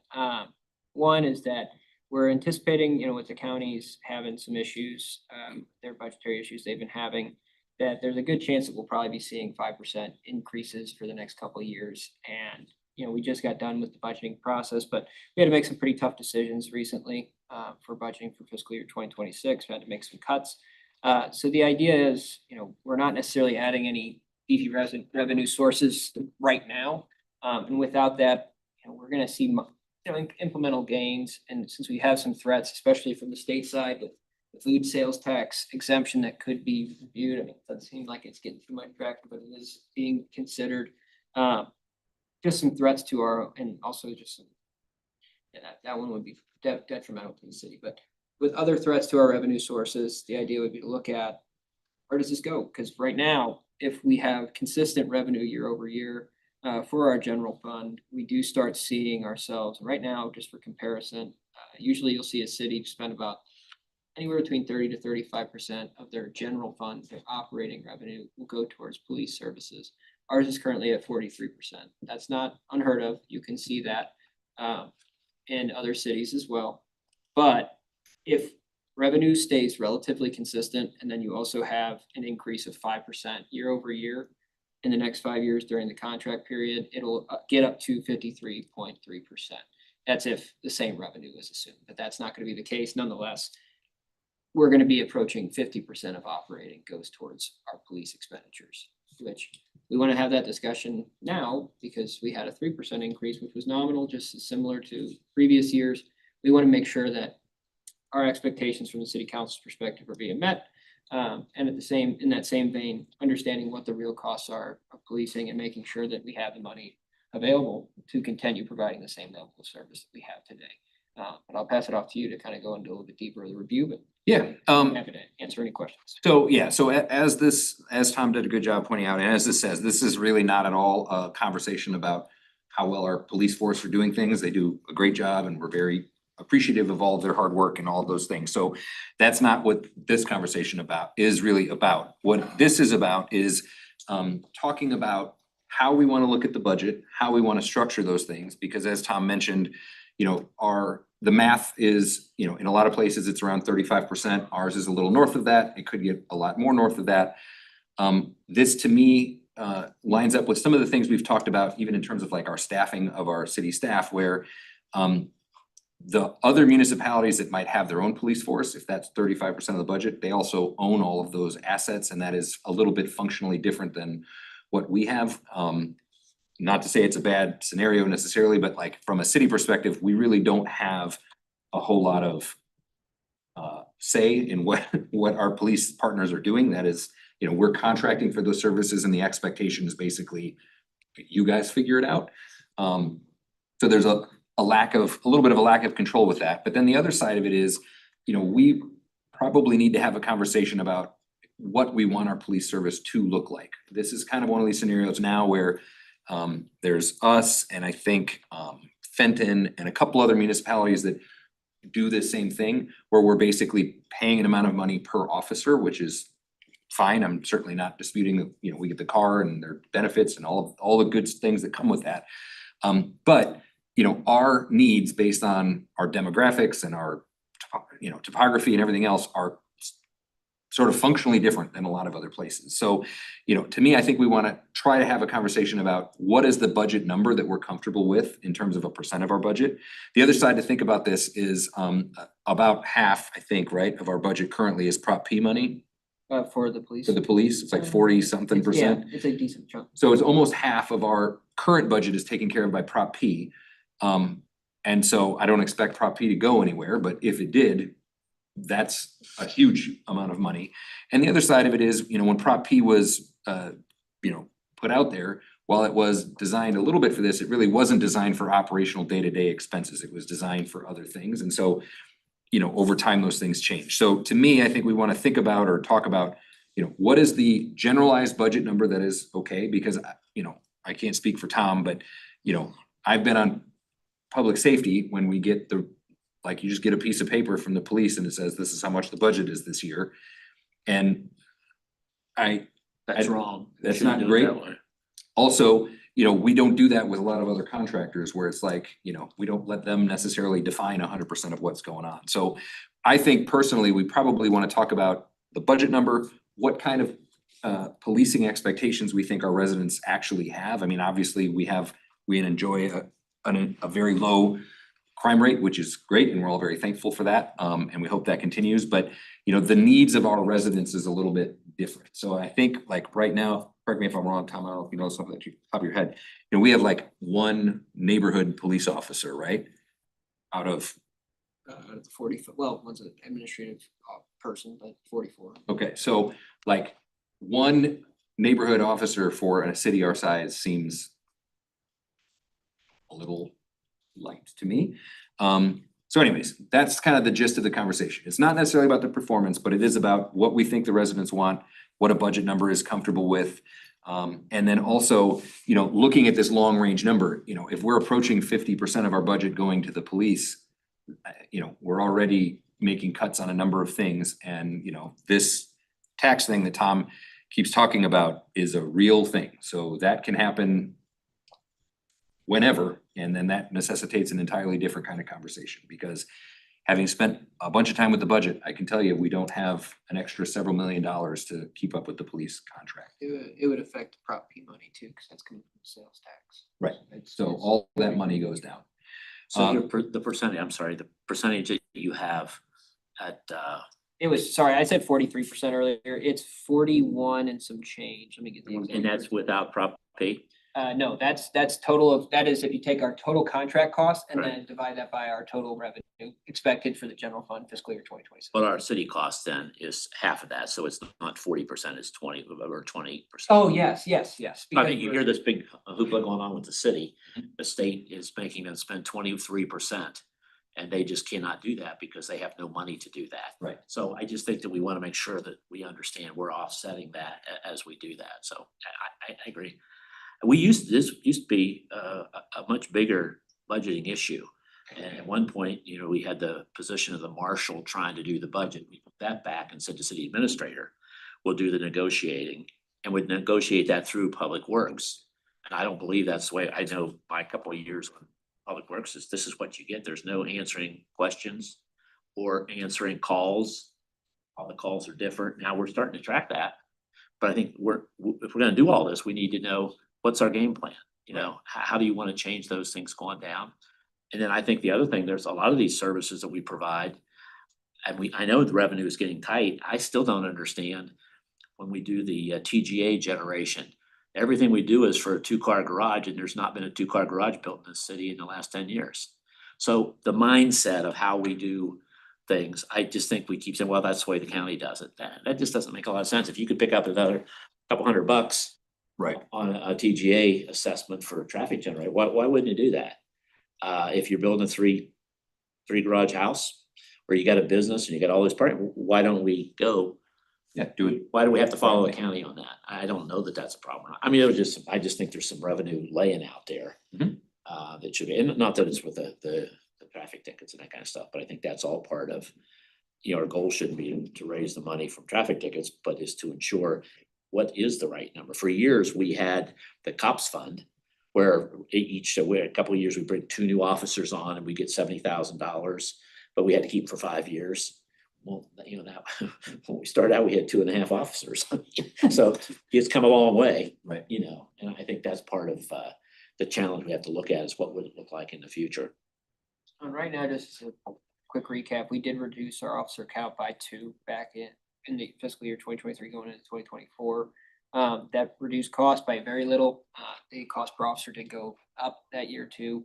And then this most recent year, we were anticipating a 5% increase. There was negotiations back and forth. We got it down to 3, but still, even with 3%, with this being this large of a budget item, it's more so, you know, what are the expectations from the council side, and also really establishing a number that we're comfortable with, considering we're not necessarily throwing up too many, we're not proposing new revenue sources. We can look at the TGAs. I'm just saying there's a bunch of There's those a couple throughout the- things, yeah. The city that we just kind of say, oh, well, that's what it is. Yeah, so I think those are good things. I mean, I personally think it makes this easier if we talk about what we want out of the police force versus how much everything costs, because we may be getting everything that we want, we may not, we may be getting way too much. And so that can kind of help, I think, have the conversation, because The information we're getting back now is certainly better than it was, but it still is, you know, It's hard to difficult at justify best to that figure without out looking what's at the going on. numbers a little bit differently. Yeah, Tracy. I just had a question because I'm trying to remember and I may have imagined all this. When we went down to officers, didn't they do something with Yeah. changing Yeah, 10 the hours? 10 So we were hours, just full day getting shifts. as many hours Yeah, so with it's, this from two less officers? Yeah, it was Okay, identifying that's efficiencies fine. with the beats, so we still are maintaining 5 beats minimum, like there has to be 4 beats on Right, on the okay. road at a given time, but the way it was been able to identify was that we had an 8-hour shift in 3 different rotations, but then they switched to a 12, and That's the fine. efficiency we Okay. identified over like a 2-year period. I'll make sure I- So from a resident or policing thing, I mean, I know I hear endlessly about traffic. I hear a lot about traffic. In my ward, it is traffic and deer. That is about it. But you know, I know that we did this thing over the summer where we expanded some programs or whatever, so we were doing some additional speed traps and things like that. And again, like that's not really, it's not, that type of revenue doesn't really do much for the city. And while I think the speed control is an important thing, that's kind of a, I don't think it ever showed up in money. I don't think it did either. I mean, all of the, you know, the additional, I'm sure they were writing warning tickets. You'd hear them 60, 70, but there wasn't anything pop up in the fines. It didn't shoot up. Yeah, so I mean, to That's a good thing me, to do. you know, like I think like the needs of, like I would be willing to guess that my residents in Ward 4 and your residents in Ward 5 and half of Bob's in Ward 2 and some of Tracy's in Ward 3 are going to have the same concerns. Folks out in, you know, in 1 and 6, they may have an entirely different set of concerns. I don't know, I mean, I don't know, I don't even know where the beats, I mean, I know we have 5 beats, but I don't know where they are. I don't know if it's different in, you know, like it's different by me and than it is out by Jason or whatever it is. And so part of this is, you know, there's an information gap and that occurs because of how we contract out. You know, Captain Mundell has been great about trying to get us what we're asking for, but he can only be as good as the information department that's giving him the information. There's also, to me, a kind of a weird quirk in the contract in that like, we don't have any expectations seemingly in the contract. We don't have any guaranteed response time. We don't have any of that stuff. It just, it is just an amount of money for police services. And so, I mean, I've had a number of people ask me, you know, this is a lot of money. Why? And I mean, my default answer is, well, it is important and it is very difficult to be a police officer. We want to be taken care of. But I don't know from a operational standpoint in terms of what our city needs, like the needs in Ward 1 are different. So do we have the guys out patrolling them the same way? Is that a like, those are the questions I have. And so that's kind of why we wanted to have the conversation. I don't know that we necessarily are gonna come up to a decision tonight, but I think that we want to look at this because my hope is, although most of us will, obviously, all of us will be returning to the council for the most part, but like, these are the conversations that you gotta have at a weird time because when new people come in, they aren't aware of this stuff yet. And so every time we try to do it, we get bit confused. So, yes, sir. I asked Captain Mundell when the county, Mark Carter one day said, we're taking $5 million out of the police budget. And I asked Captain Mundell, what's that gonna do to our overhead support and stuff? He said, well, they really haven't told us yet. I said, so we still have the helicopter, we have the SWAT team. Well, yeah, they're just gonna have to do it a lot differently. So they were really quick to take 5 million out and then come back and move this up. So I think part of it should be is to get those answers. But then I think the realistic approach that we should do is any organization should. So what happens if we have a revenue shortfall and we lose $1 million? Where do we cut $1 million? And have that honest discussion about here's things you can do. We didn't always have 4 beats. We used to have 2 and then and they did that. They worked the areas where the people were. And then maybe one guy was running out in 1 and 6 versus having the way that it was. So I just think there's a lot more work we could do to be prepared Yeah. Instead of just coming in and saying, well, this is the price, because I can tell you that several years ago, I wasn't the mayor then, but we would sit down and say, we can't pay that. Yeah. As soon as we said, we're gonna look at doing our own police force, they brought the price right down. Well, or maybe a good answer, an easy answer is, you know, and this would, I guess, take some of your input, Tom, but it's like, you know, maybe we say as a city, we can afford $2 million out of our budget for the police. The other 2.5 can certainly come from Prop P or whatever, but this is what is available. And so, you know, in a way, you're kind of saying to them, like, this is what we have. You tell us how you can fit into this model, because, you know, I love all of our officers that are around here, and I certainly don't want to see any of them go. But at the same time, you know, this is a huge amount of money. And the other good side on this conversation is, because of how we do this versus having our own police force, if we were to make changes in that, it's not like these officers are just getting reassigned to a different part of the county. They're just not coming to us anymore and whatever. But I think, I mean, I don't know, Tom, do you have an opinion on what, like, functionally an amount of money that the city can afford? I mean, I would say revenues where they're at, and if they remain stagnant, we're kind of at where we can be, you know, probably less. I mean, it's. So that's the thing, is like, you know, we've gotten to this place, but I personally, I would say, you know, only because I don't know because we don't have we aren't able to really get that information. You know, I would say to me, the number should be probably less, because I don't know that we need, I mean, you know, I also think it's not great that we're spending $2.5 million in Prop P money that is not supposed to go to day-to-day operational expenses, and we don't have a choice. And I don't think we're the only people. I think most municipalities are in that position now. And so, you know, because of how this is working at the state and the county, you know, if they come in and start cutting, slashing and burning things, this number is gonna get changed real quick. So if we, you know, if the diaper thing goes away, well, that's $700,000 we don't have. And so, you know, we can start certainly cutting events and things like that, but at a certain point, you know, it's not like we can cut staff. Nobody works here. Any effect with the no overtime tax? On the cost for us, not necessarily, it's not a crazy amount. It's for the It's up to police. we're- $25,000, right, per week? Yeah, it's, I can come back to the report, but it's not gonna be enough to overcome like a $700,000 short. No, all I'm saying is, that's the kind of stuff in the budgets that those cities that are dealing with direct pay versus us doing a contract may or may not take advantage of. And I just think that if those are some of the regulations, then, and maybe those discussions, you had all of those with them, I don't know. I mean, I just think there's tons of questions, but I used to know who the ones were that were doing the contracting and who those officers were, and they were real quick, but here's the actual numbers. I'm sure you can get the same stuff, but I would just be curious. The other thing I thought was kind of interesting is how up to where we got Prop P, which was in 18. Mhm.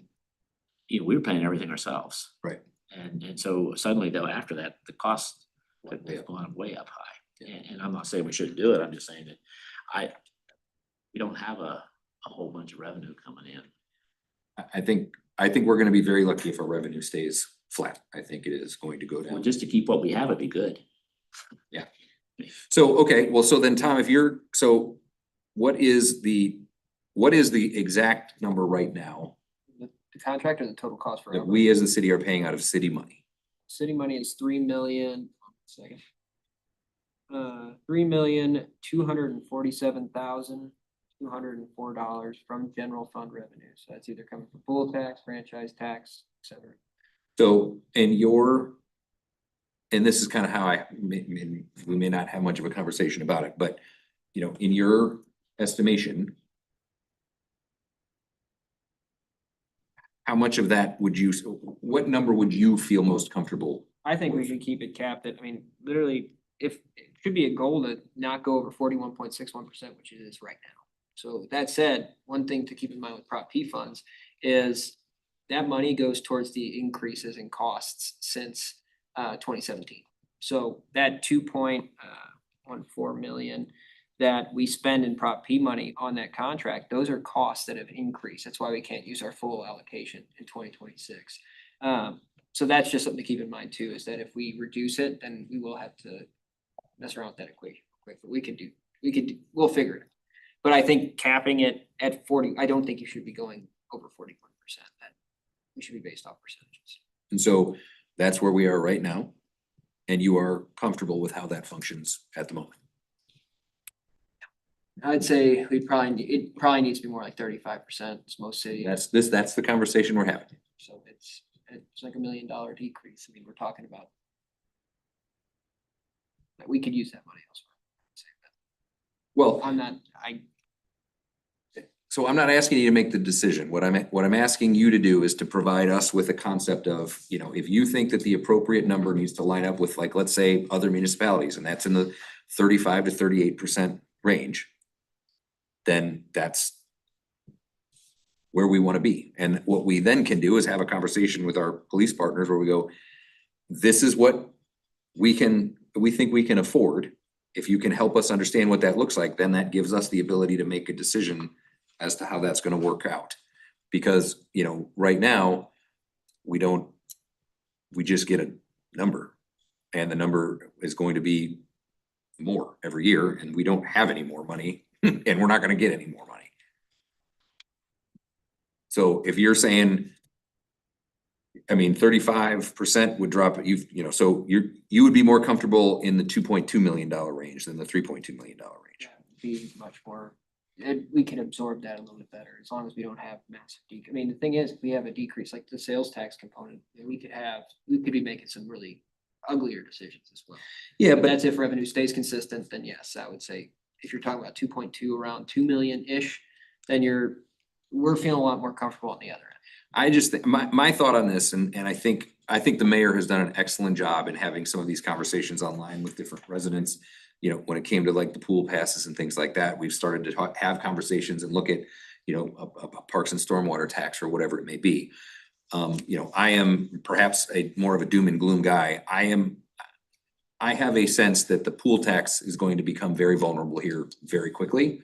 Right around that time, downtown Chesterfield gets finished, and I think that tax is gonna start to get yanked away.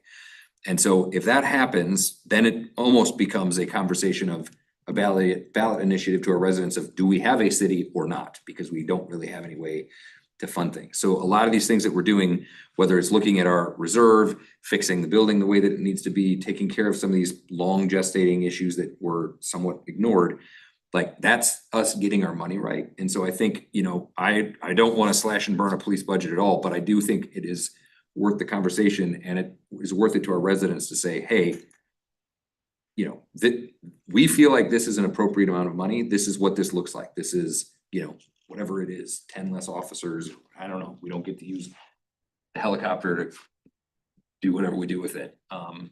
So does anybody have any thoughts on Tom's idea of, you know, a much safer idea being this $2.2 million number, more of a 35% versus the 41% that we're at? Because we also are kind of tied into this contract until 2031. So there's. You renew it every year, though. Yes, and so, but I would love to, like, to me, I think it makes more sense to be able to go to Captain Mundell and say, hey, this is what we're thinking, you know, in May or June. No, I totally agree, and I actually think that it should be a discussion that the city has with the county and not put Jim in the middle of it. I think that would be good too. That's fair. So I just think that, but those are the conversations. Again, we've done this a dozen times, deal with, you'll have people come in and they didn't like something. I demand you have your own police, and we didn't have our own building. And I mean, so all of the costs associated with that, a lot of that's the building costs. And we've had them in 3 or 4. They used to be in the fire station. Right. So I think that that's a conversation, and I don't know who, have you talked to Eric or? With the St. Louis County Police? Yeah. Does he talk I mean, does he just keep talking about more cost, or does he talk about cost savings? It seems like they're going to be adding more cost each year. That's why we're gonna have this. And who does he report to? To the chief. Yeah, I mean, a lot of the times I'm going through Captain Mundell. But I think part of that is we have to decide from a city standpoint, what are we gonna do? Cause you just can't keep taking an increase. And so part of that is, if it's gonna be another $1 million, we need to start looking now, what would it cost to buy cars? What would it cost? Cause, you know, over that period of time, or I mean, I've watched this with Clarkson Valley, you know, they went from doing it with Baldwin, then they went to the county, and now they're with Chesterfield. Mhm. So the advantage of those two officers, and they have the beat coverage and that kind of stuff. So I just think part of those options are out there. They're looking at the same thing. What's it cost them to have the two? Versus what does it cost us? If they can do it at that particular level, there's something they're doing differently than us. Because they gotta be taking all the pensions, all the training, that's all included in ours. But when you start getting into those kind of comparisons, it just makes you kind of wonder. And, I mean, you know, I think there's an opportunity then to look at, you know, what's Fenton doing different than us? You know, they went through some tough times with losing the manufacturing down there. Right. Now he's gonna be running for county executive in Hancock. But, anyway, I just think we shouldn't wait. And we should have those discussions to say, hey, if this goes away, we need to figure out what would our options be. Well, okay, so if we wanna do that, then Tom, you tell me, what is helpful for you to have more fruitful conversations in that space? Do we need something? Motion from the committee tonight, just saying we wanna go ahead and do an official request to say, hey, if we were to decrease the contract amount, here's what that looks like in service reduction, because from the police, Yeah, I mean, I mean, it might be, that's a starting. it might be, keep the number where it is right Yeah, now. yeah. Or go in this direction, Up and the to preference is 5% more in that projected. direction. Where it's at now And currently. maybe ask the question, you cut, I don't know what their total budget is, you could get that online, but you took $5 million out, what did you cut? Yes. Because if they were able to do that and Gap and Solar really won't affect us, who did it affect? Right. You know, I mean, I just think those are some questions that whoever the procurement person is should have some pretty straightforward answers. So in that case, 41, keep it at a 5% incremental next year, like. Well, what I'm saying is like, you know, like any negotiation, like I think if what you're saying from a budgetary health standpoint, we are at the absolute max. And in reality, it needs to come down. I would love to be able to do that, but I don't know what that looks like. So I don't know how to communicate to say, you know, like, I know what this amount of money looks like. It looks like what we have right now. I don't know what the other one looks like. So in that case, it would just be a motion from the committee requesting what that service would look like at 35%. It could be whatever percentage, but showing that in real costs or how many. And we can get that information. I just need a motion from the committee saying, let's do 35%, do 30. Okay. What that looks like. So does anybody have a sense on the percentage they wanna go with? 35, 30? I don't care. I don't know enough about it. I Yeah. mean, I've never looked at your numbers to see It's that. between 30 and most I've seen is about 45 to 50, which is very rare. So I would say keeping it, getting 30, 35, getting that breakdown and knowing exactly per officer, that would be fine too. Okay, But just have- 35 is quite a significant cut from where we are now. It is. So, Start, start 35. see what we get for that, Yeah. and we could decide, well, that's Yeah. too much, or that's not enough. well, because I would say, I mean, to me, the other thing is to say, if our budget, if our revenue isn't changing, which it doesn't seem to be, and we say, okay, well, we're not gonna exceed 35%, then in theory, that number, that service number is gonna probably change because their costs continue to go up. So we gotta figure that out. So if 35% sounds like a good thing to me, so does anybody wanna make a motion for Mr. Lee to explore what that looks like at 35%? Then we can have that conversation once we get the information back. All right, Mr. Vanek will make that motion. Anybody care to second it? Seconded by Mr. Marshall. Any other thoughts, questions, concerns, debate? All right, seeing none. All those in favor, please say aye. Aye. Anyone opposed? Any abstentions? All right, Mr. Lee, we'll be waiting with bated breath to see what that looks like. Okay, up next is our review of the ward meeting policy. Right. This came up just based on, we were having, our city attorney has access to our meetings that are scheduled in the books, and we were looking at our policy for specifically HOAs renting out the room and the charge we give them for the deposit. And it was noted that there was a thought that we had a policy in place for having ward meetings back, like a blackout period between filing in December and the election in April. So the idea was we then looked back, we thought this might have been on the books, which made us a little bit more concerned, but it's not. It did not pass. There was a motion back in 2019 that failed. to pass a ward meeting policy that allows the ward meeting to occur, but locks it out between the months of April and between January and April of each year, just during the election cycle.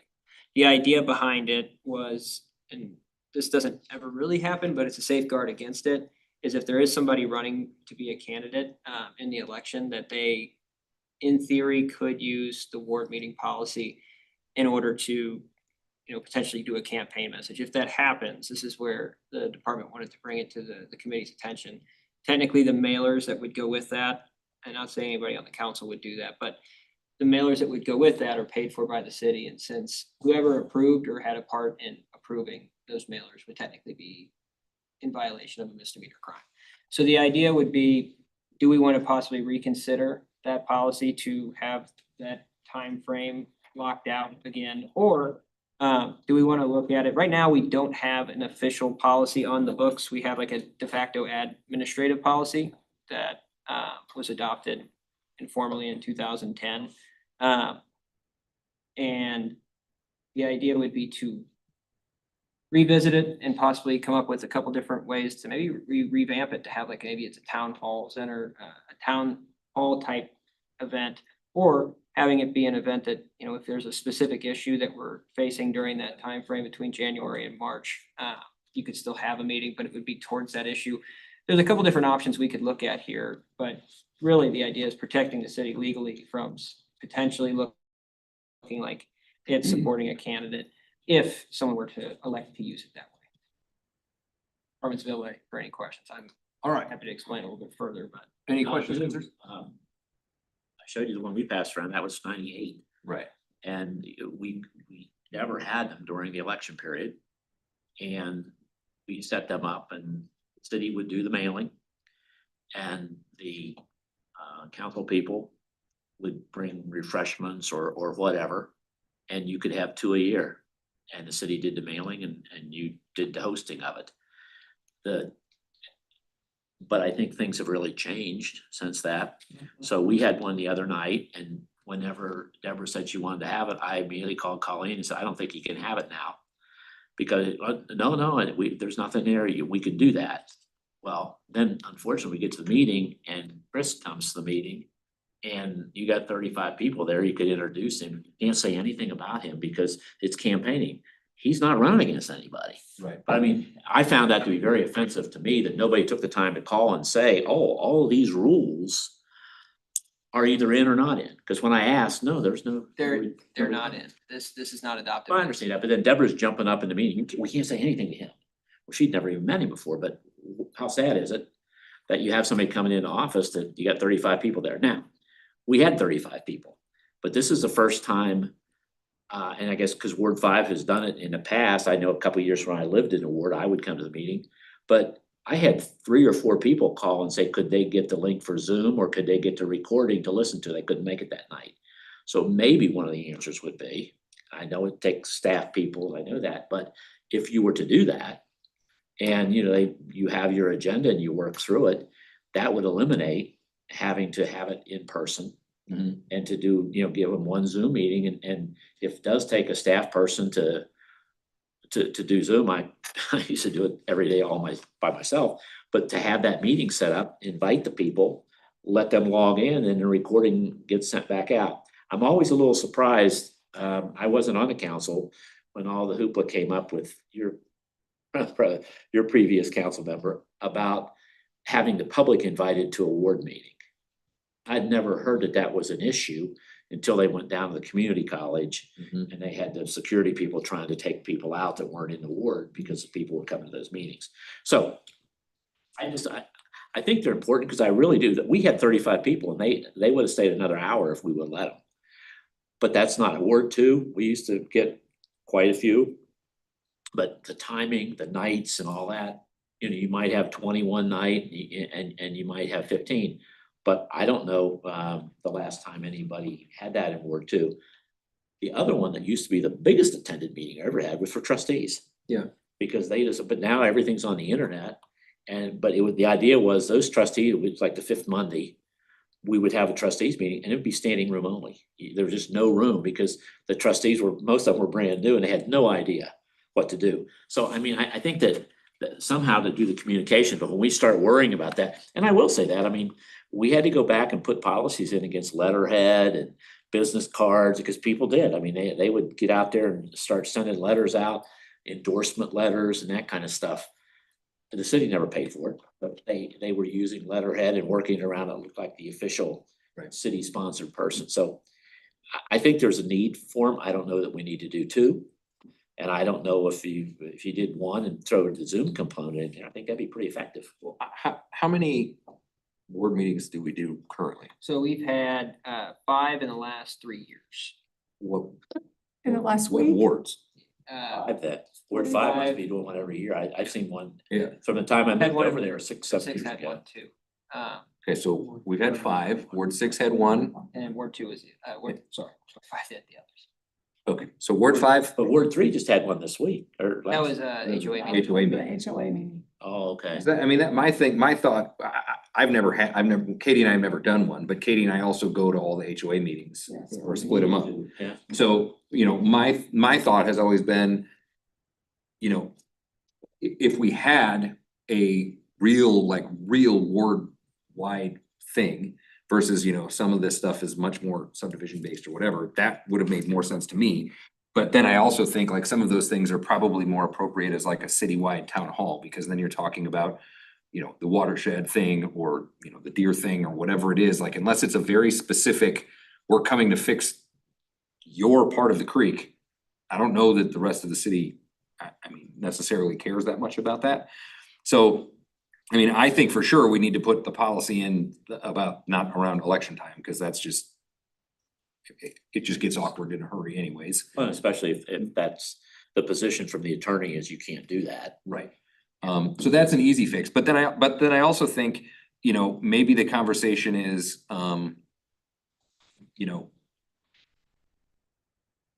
I've never gotten a complaint about not having a ward meeting. So, I'm not opposed to, I guess I'm not opposed to allowing them to happen. I personally have never seen the point. Because everything, like I even think about like the J-turn thing that we did, like that happened in Ward 6, but we would have town halls about those things. So to me, any of those bigger structural things, that's a citywide thing, not specific to any one ward. So, yeah, clearly we're not, thankfully, I guess we're not doing them twice a year and Consistently, and only the people of Ward 5 are particularly well informed, I guess.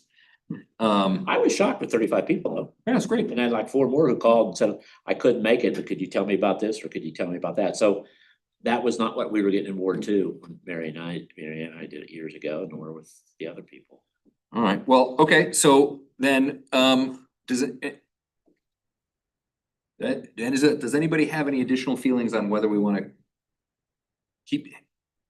How would you like us to fix the ward situation? Either way, I think we do need to go back and So we can do the motion to change it's gonna be a blackout period between. blackout period, and then some of these, I think maybe we could, if everyone wants to sit with this for a little bit longer, that would be fine if they want to review everything a little bit more, but if not, Well, we having the clearly don't ice out- need two. yeah, like having the ice out periods, 1 per year, all those are common sense changes that can be made quickly.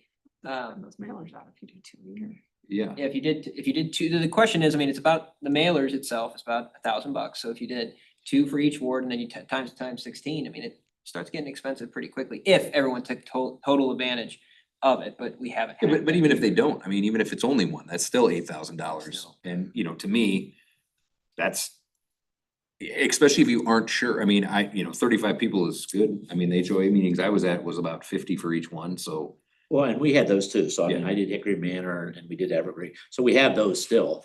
And they usually tell you what they want to talk about and ask for a police officer to do it, but they I will. just don't think, how long have we had coffee with mayor? How many years? We've had Like, that since 20. In Bowling started. 2021-ish, that around So that that's probably time. helping. Cause I feel like that has cut down on some ward meetings because you can go anytime. Yeah, you can go once a month. We might have had that 2017 actually. 17, it did start in 17.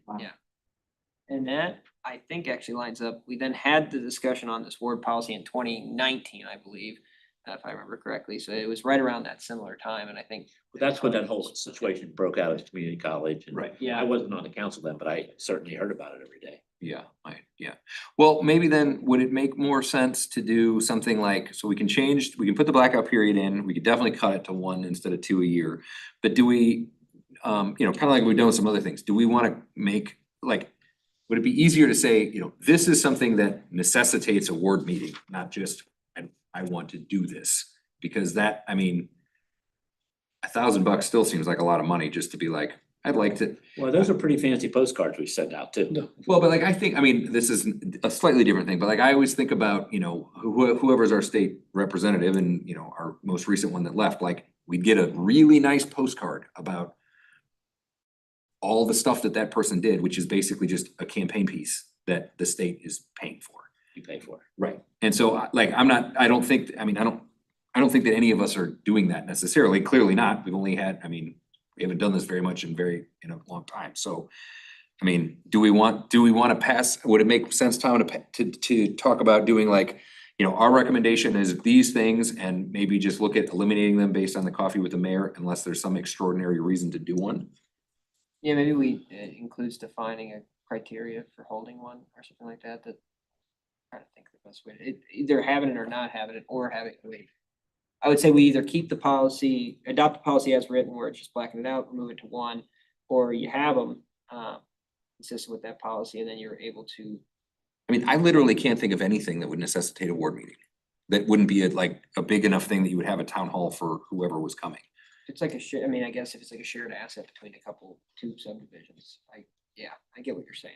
Like, I'm even thinking like when we did the SCOD, that would have split 2 things. Yes, sir.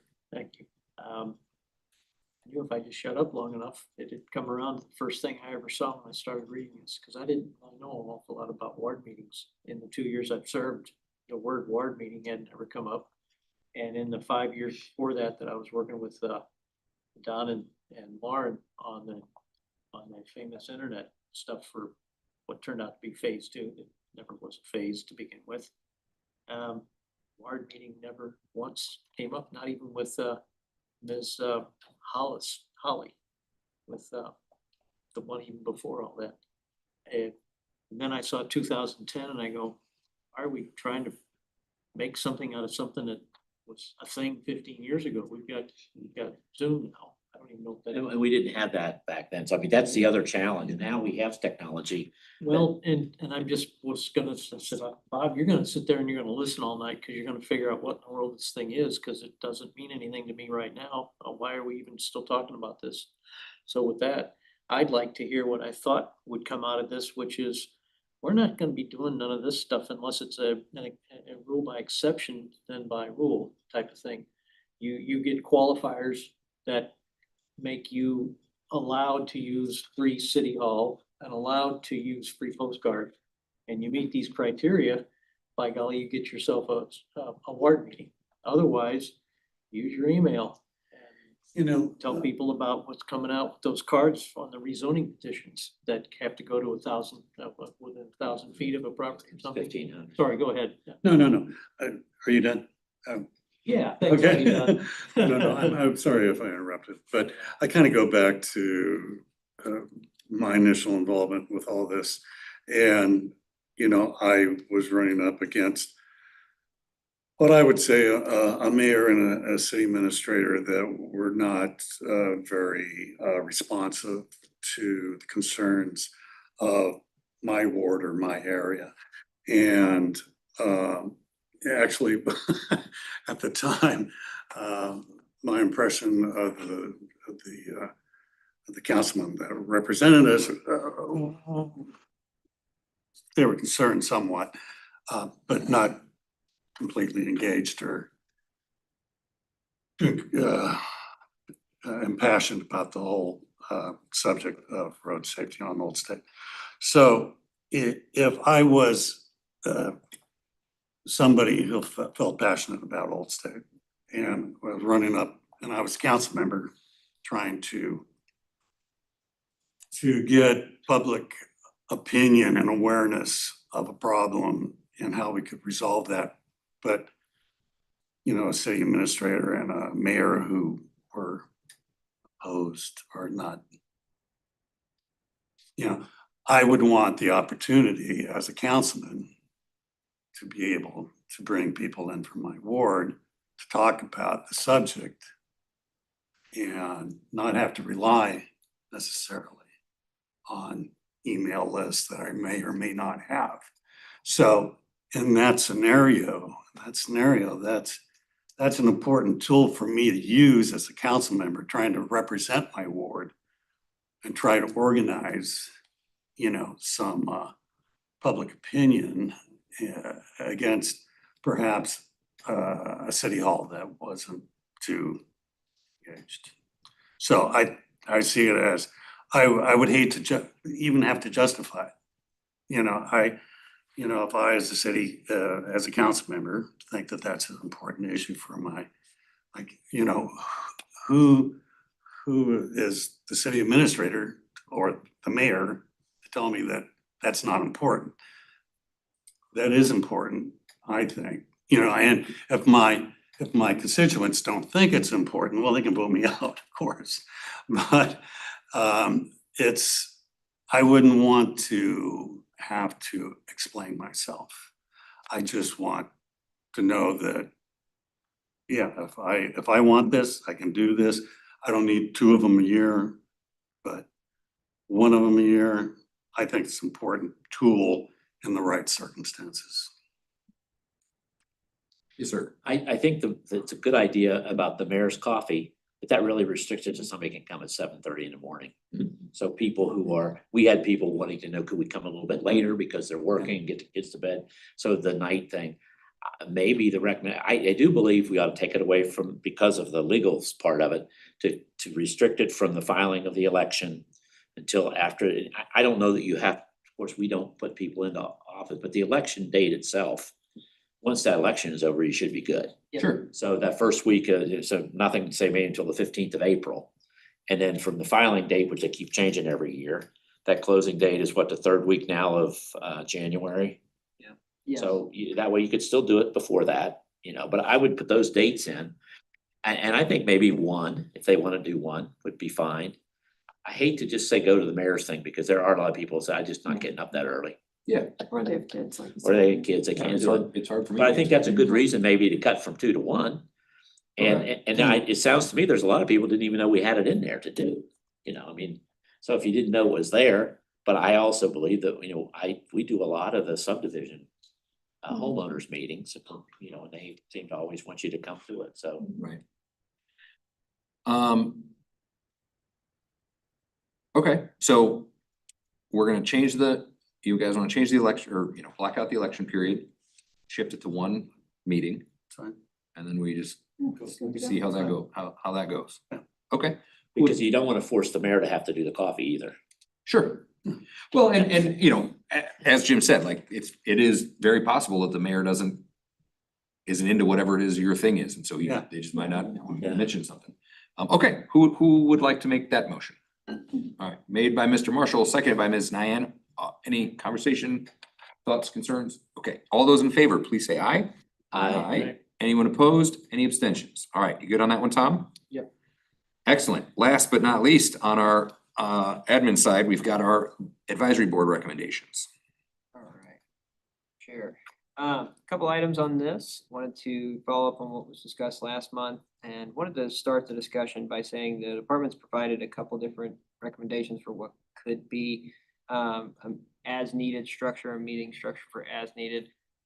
Doesn't necessarily mean it has to be that way. It's just city administrator, myself, looked at it, and legally this could be done. There's gonna be, if you wanted to adopt everything that's recommended here, there would be some changes that would be necessary in the code. It would take some time to implement, and I don't think you'd want to do it automatically, but it is something we can do pressured amount of time. So to go through it real quick, as a reminder for what tier 1, tier 2, and tier 3, what those mean.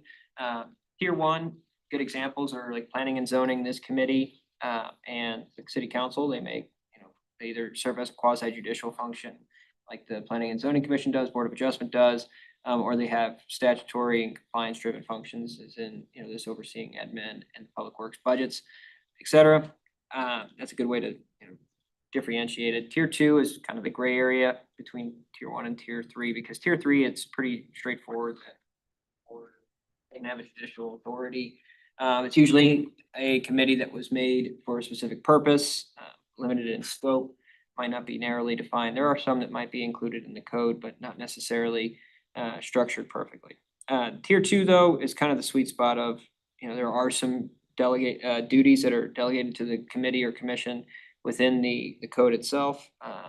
They do have, they're listed in the code. They might have maybe not the thickest of agendas, but they do have some remnants of authority. They do have some of the responsibility for some of the decision making that gets to the city council. Nonetheless, the only boards and advisory groups that were looked at for potential modification were tier twos and tier three bodies. And we'll just go through these one at a time and we can answer questions as needed.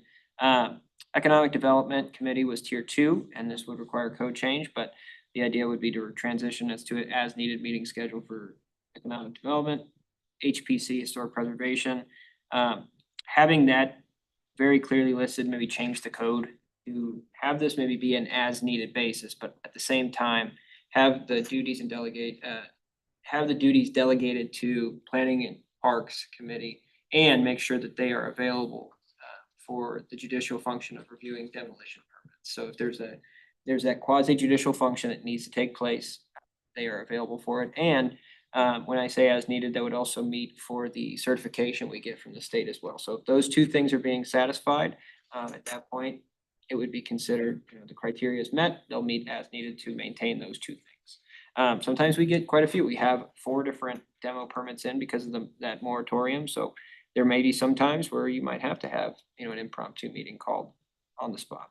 All right, next one was Wildwood Celebration Commission. This one's not as needed, but the idea would be to possibly structure it a little differently so it's not kind of as needed, but also having, at least 4 meetings set up each year, guaranteed, but also still having the as needed component. The idea would be to have a pre-event coordination meeting, so something right before Celebrate Wildwood, make sure all the ducks are in a row.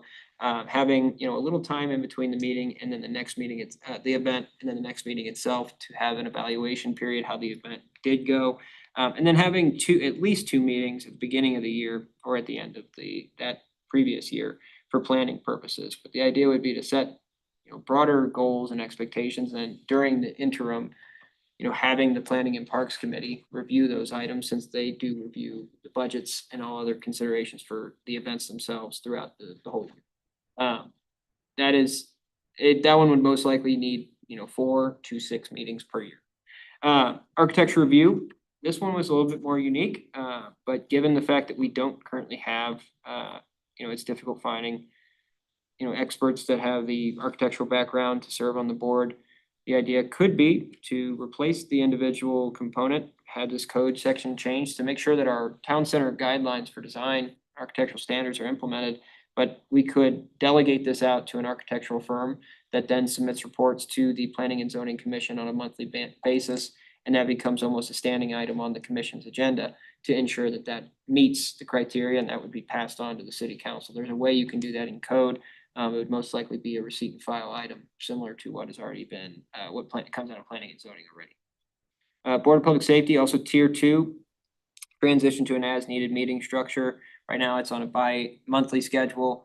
I do think you would need to delegate the responsibilities overseeing the police service contract, which we talked about tonight, to Administration Public Works, probably be the best place to put it. The emergency operation plan could be folded into Administration Public Works, and also we would have to find somewhere to put in the considerations for traffic code, traffic schedule changes, sorry. So that would be important to do, but we can have that as needed. Like I said, it's already on a bi-monthly basis. Development and Zoning Review Committee, it is a tier 3, but did want to note that there are no changes being recommended. We've actually saved quite a bit of time and money for the developer, but also all parties involved seem to benefit from that committee. So no changes recommended there. Master Plan 2026 Citizen Oversight Group, no changes recommended for right now, but definitely do an analysis in 2036 when we have to update it again. But it's going to be coming to a natural conclusion here, probably by the latest June of 2026. And then we can look at it in the future, how we can improve that committee as well. Ad hoc Building Committee, I think we have a good plan in place. I think we need to keep it in place until we get the major issue identified and completed. Seems like we've identified it now, but having a building maintenance plan put in place and also having that kind of a decision made on that back basin on the south side. I think both of those two things, once we have a driver for both, or, you know, we hire an in-house advisory board to help us with our maintenance plan throughout the years going forward, that could be then folded back up into administration, public works, and a council function. The all-inclusive playground, the recommendation is to disband once the playground starts construction. So if we have it, you know, at the end of the day, that could be held. I think those residents could still definitely be kept on board and engaged and still working with the city to help, you know, contribute to donations. But by the time we get to construction, we will have to know where we're at with the fundraising efforts, because if it's too low still, I mean, we'll still take a donation, but we're gonna have to make those tough choices if we were able to cover the $500,000 gap to make the bathrooms nice and have all the equipment we initially set out to do. Then landscape and planning subcommittee, that is a subcommittee of the planning and parks committee. There's no changes because it was folded back into the planning and parks committee. And lastly, we had the watershed erosion task force, which the idea would be to possibly have one more meeting to disband. But we have a plan now to go forward with the basin retrofits, and we're gonna be looking at that. The idea behind that commission, the task force, if you will, was to look at the issues along Cogs Creek. We've had the USGS study, we have a path moving forward. I think erosion issues, but also watershed erosion task force more generally could be folded into an administration and public works and also a planning and parks committee item, and could have a notation to it, you know, either quarterly or some type of motion that could tie in to make sure those updates are being provided. But it doesn't necessarily need a dedicated board or commission. Department's available for any questions. This would take some pretty significant changes to the committee structure, and we'd have to go through the code and make some updates. I don't think we could implement it next week, but if we wanted to make these changes, these legally could be done. And it estimated from a low end could save just from the changes here, anywhere between about $8,000 to $20,000. Just for meetings that are once a month. So we're talking about multiplying that by 5 different committees, we could be talking $50,000 a year in savings on staff. All right. Any thoughts, questions, concerns, suggestions? Yes, ma'am. On architectural review, if you were using engineers or architects to advise, would that be something we have to pay for, or would you still? Okay, so we don't have any idea what those kind of. We costs haven't gotten the cost right. That's where some work, that was the only one that would have like a paid consultant take over, just because I know we've been pretty adamant about making sure that our town center guidelines are maintained. And also having that's always been the issue, is having the structural expertise of an architect to ensure that it's being followed to a T. That would take some time to implement. We would keep the current board structure the same until we would have pricing and understanding how much would that cost the city. There was Parks and Valley. They hired a architect who lived in Wildwood. And he would do his consulting work for them. Again, I remember a long time ago, but it was $100 an hour or something. Now, he didn't have to attend the meeting. He would review it, sign Right. off on it, and then send it back to the city.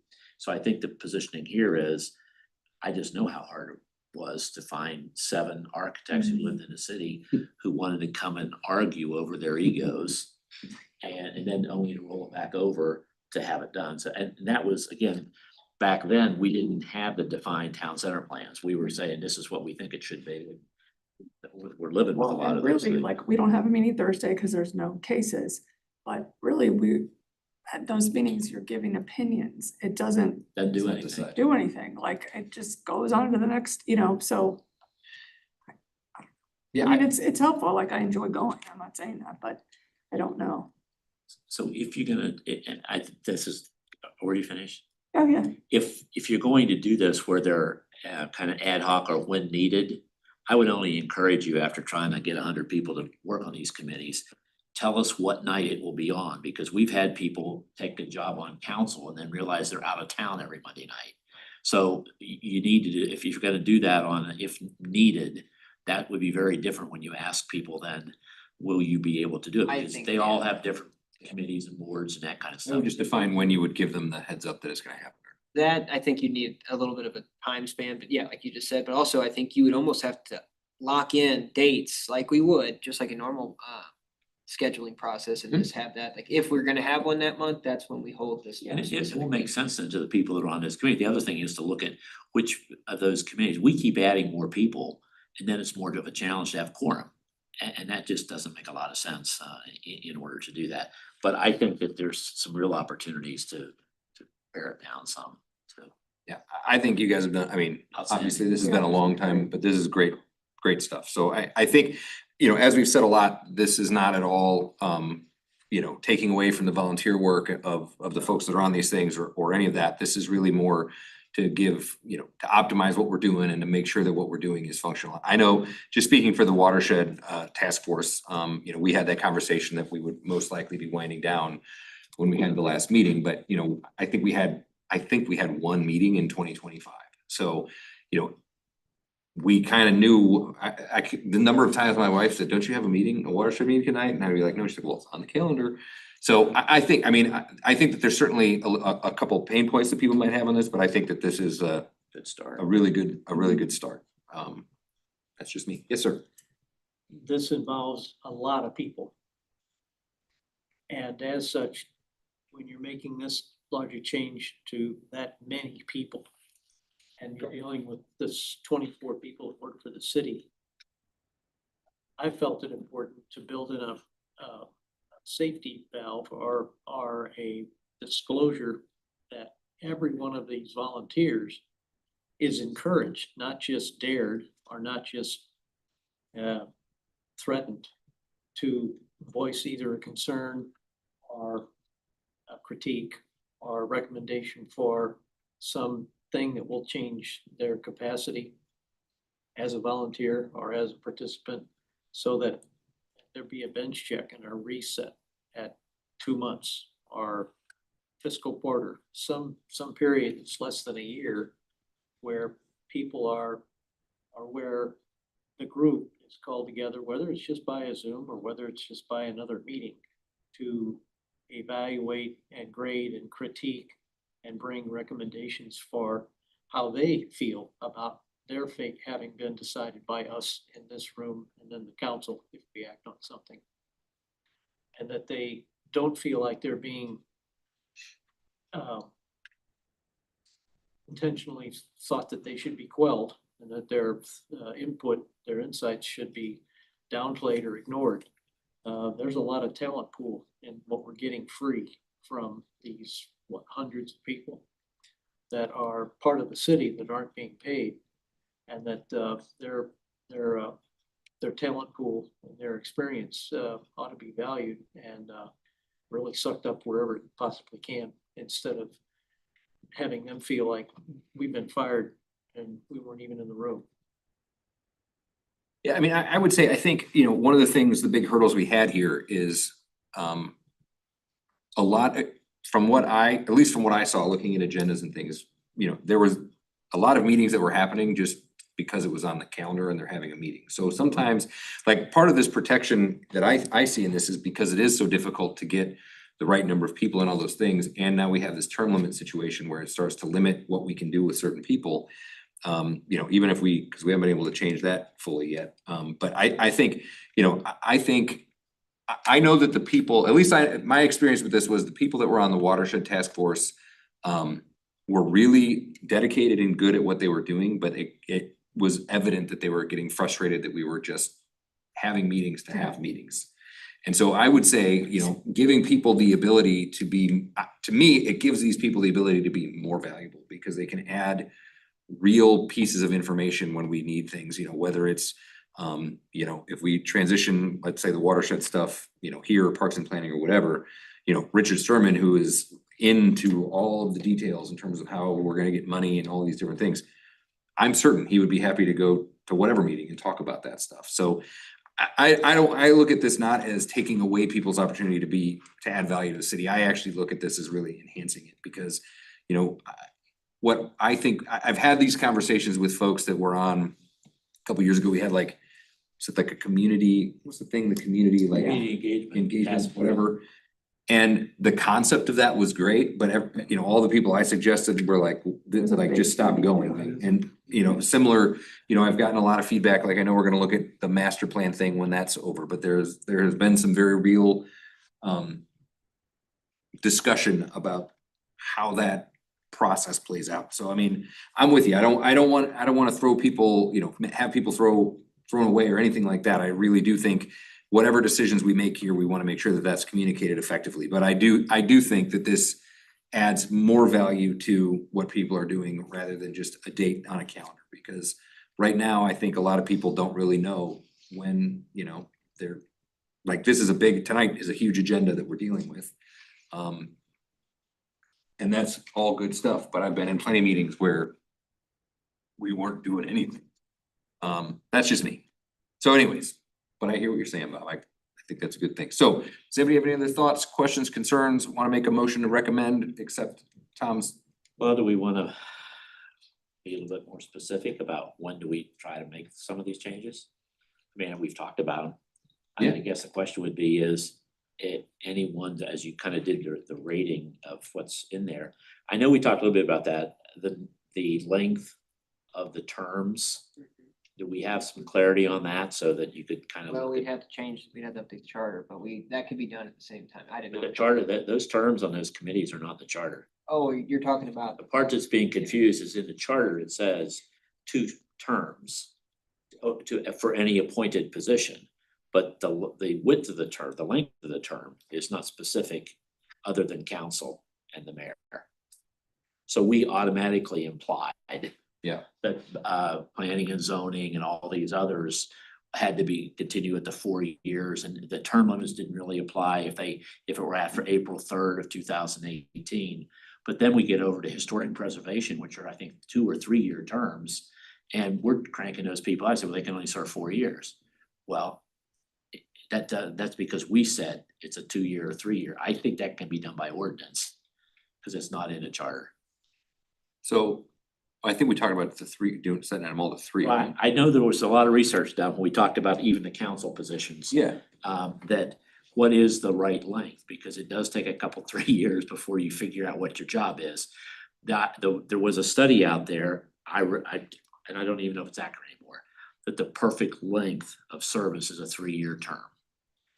That gives people a chance to get in, decide whether they're good or not. Now, I don't know how many times we've had council people that didn't even get through the first year and just quit. So I'm sure there are people like that, but I don't know if that research is still out there or not. And I'm just saying, if it is 3 years, then that would mean, based on the charter, they could have 6 years. and there's no issue too. I mean, if you changed it to chart to 3 years, you're still having 2 terms, but you get 6 years out of what would be a 4 Yeah, you could do years. 4 years, you could go to 8 years. Yep. But I mean, part of that, Terms. the whole reason for it, when we did the charter last time, I was strongly against, I think you should do it for elected people.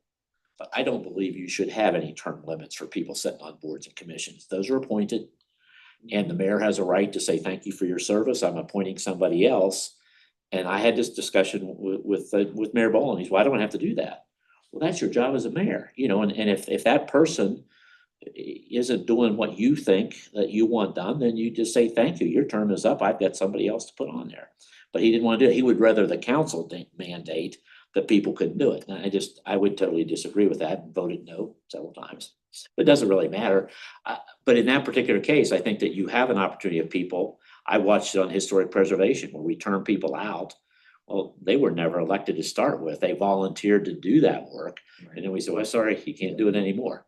So, okay, well, let's break this in a couple of pieces then. So do we want to, based on the recommendations that the department is giving us in terms of putting these in these different things and just making them as needed, do we think that generally is a good idea?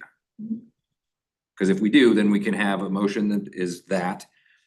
I think, assuming it passes, however that works out, then to me, it makes sense to say, if you're gonna have like whatever the next scheduled, after it passes, whatever the next scheduled meeting is happening. I think if there are specific things like, you know, the master plan committee just wouldn't be apply to this, but like they have a very specific thing that they're doing. So with watershed, it makes sense. We passed this basins thing. That's kind of like outside of us shoveling. I don't know that there's anything else we can do. So maybe it's like it's happening as quickly as business finishes. So if they don't have, like, the historic preservation thing, we've moved the document forward, right? The master plan thing. So that's happening. That's it. Right? I mean, there's not like, Right now, yeah. it's not like somebody's gonna make that and they're gonna go, I don't like this document, right?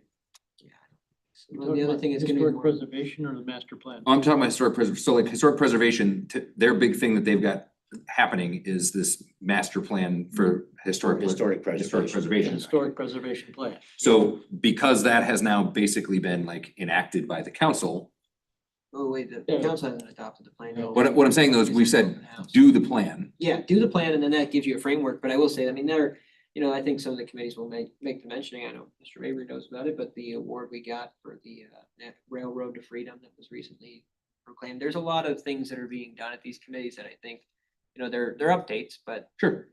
this is gonna make some folks upset, that's what I'll. Yeah, that's fine. That's okay. It's okay to make people upset. That's part of the job. Just pointing that out. We don't get to make everybody happy. That's It's, not how it goes. I wasn't gonna chirp up because I'm on that committee, but their actions and their involvement in the city is increasing as We're at 66. as all aspects of that become more valuable, more is being made aware about it because more is being researched into it. And it's picking up. So I didn't wanna, if I did anything at all, it would be to vote that historic preservation would be a tier 1. You got one person that's happens to be on a committee that seems to have 18 people on it. That it seems like there's enough stuff coming down the tubes that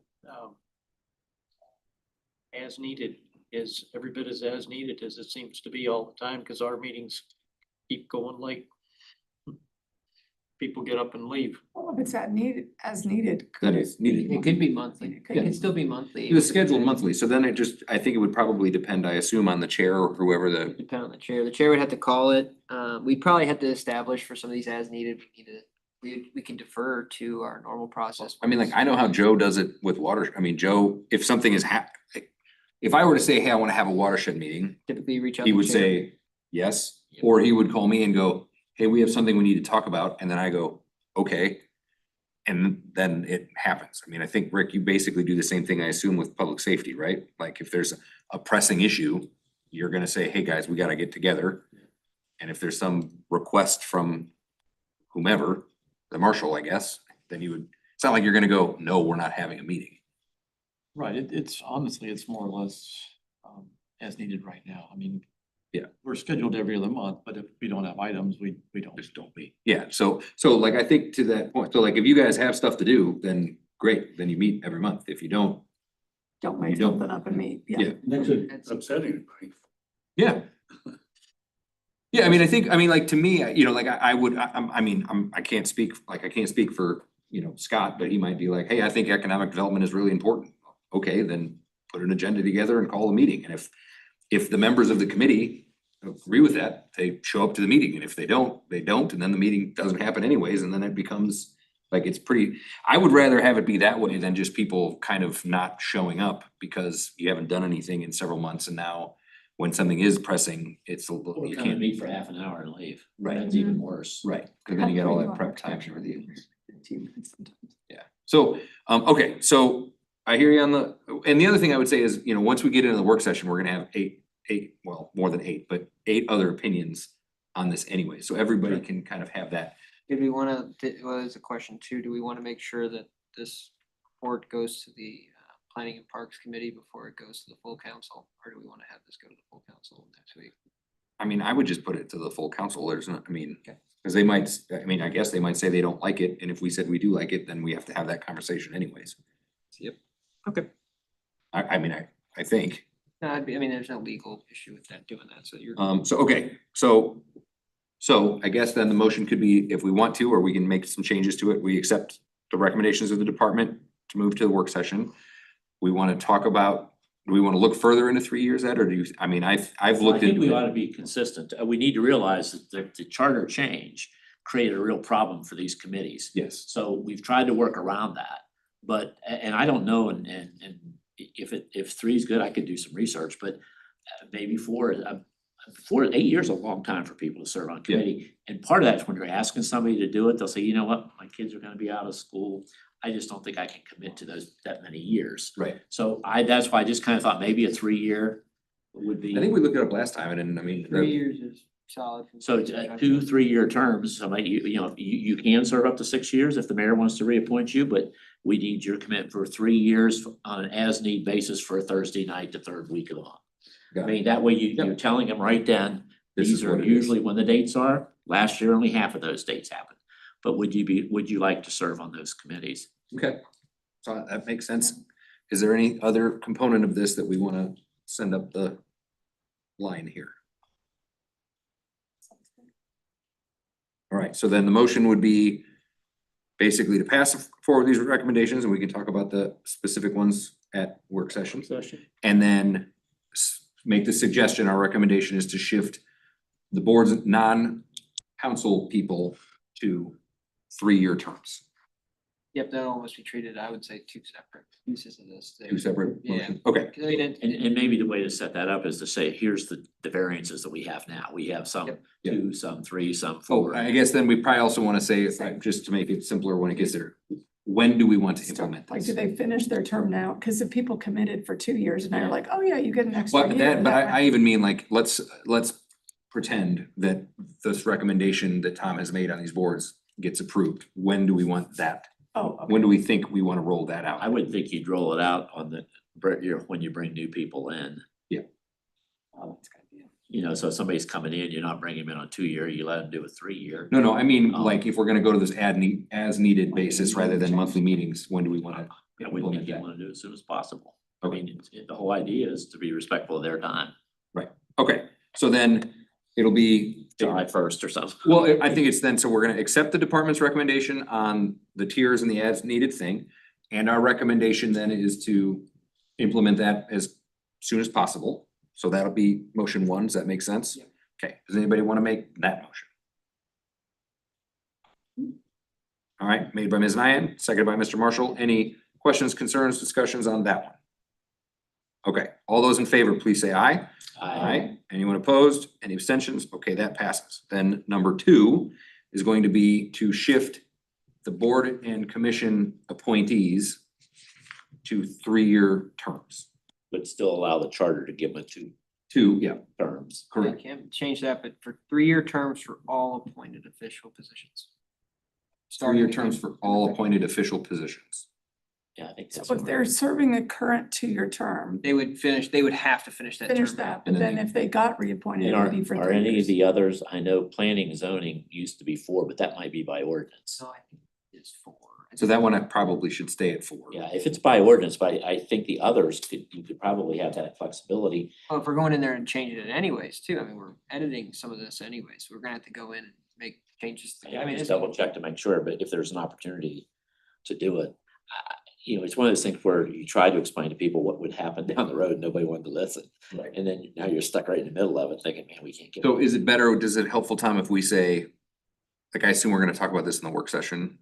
So is it better to say that at the work session, you are going, just like you did with this, you're going to bring your recommendation specific to P and Z or any other like weird outlier, cause like the marshal's a appointed position, right?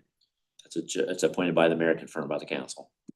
Is that a 3-year, that's a, I think it's until he's not appointed anymore. Okay. I don't think it's time specific at all. okay, so I would suggest maybe the motion is, our recommendation, generally speaking, is 3 years. There are a couple things, P and Z, you know, the marshal, the judge probably.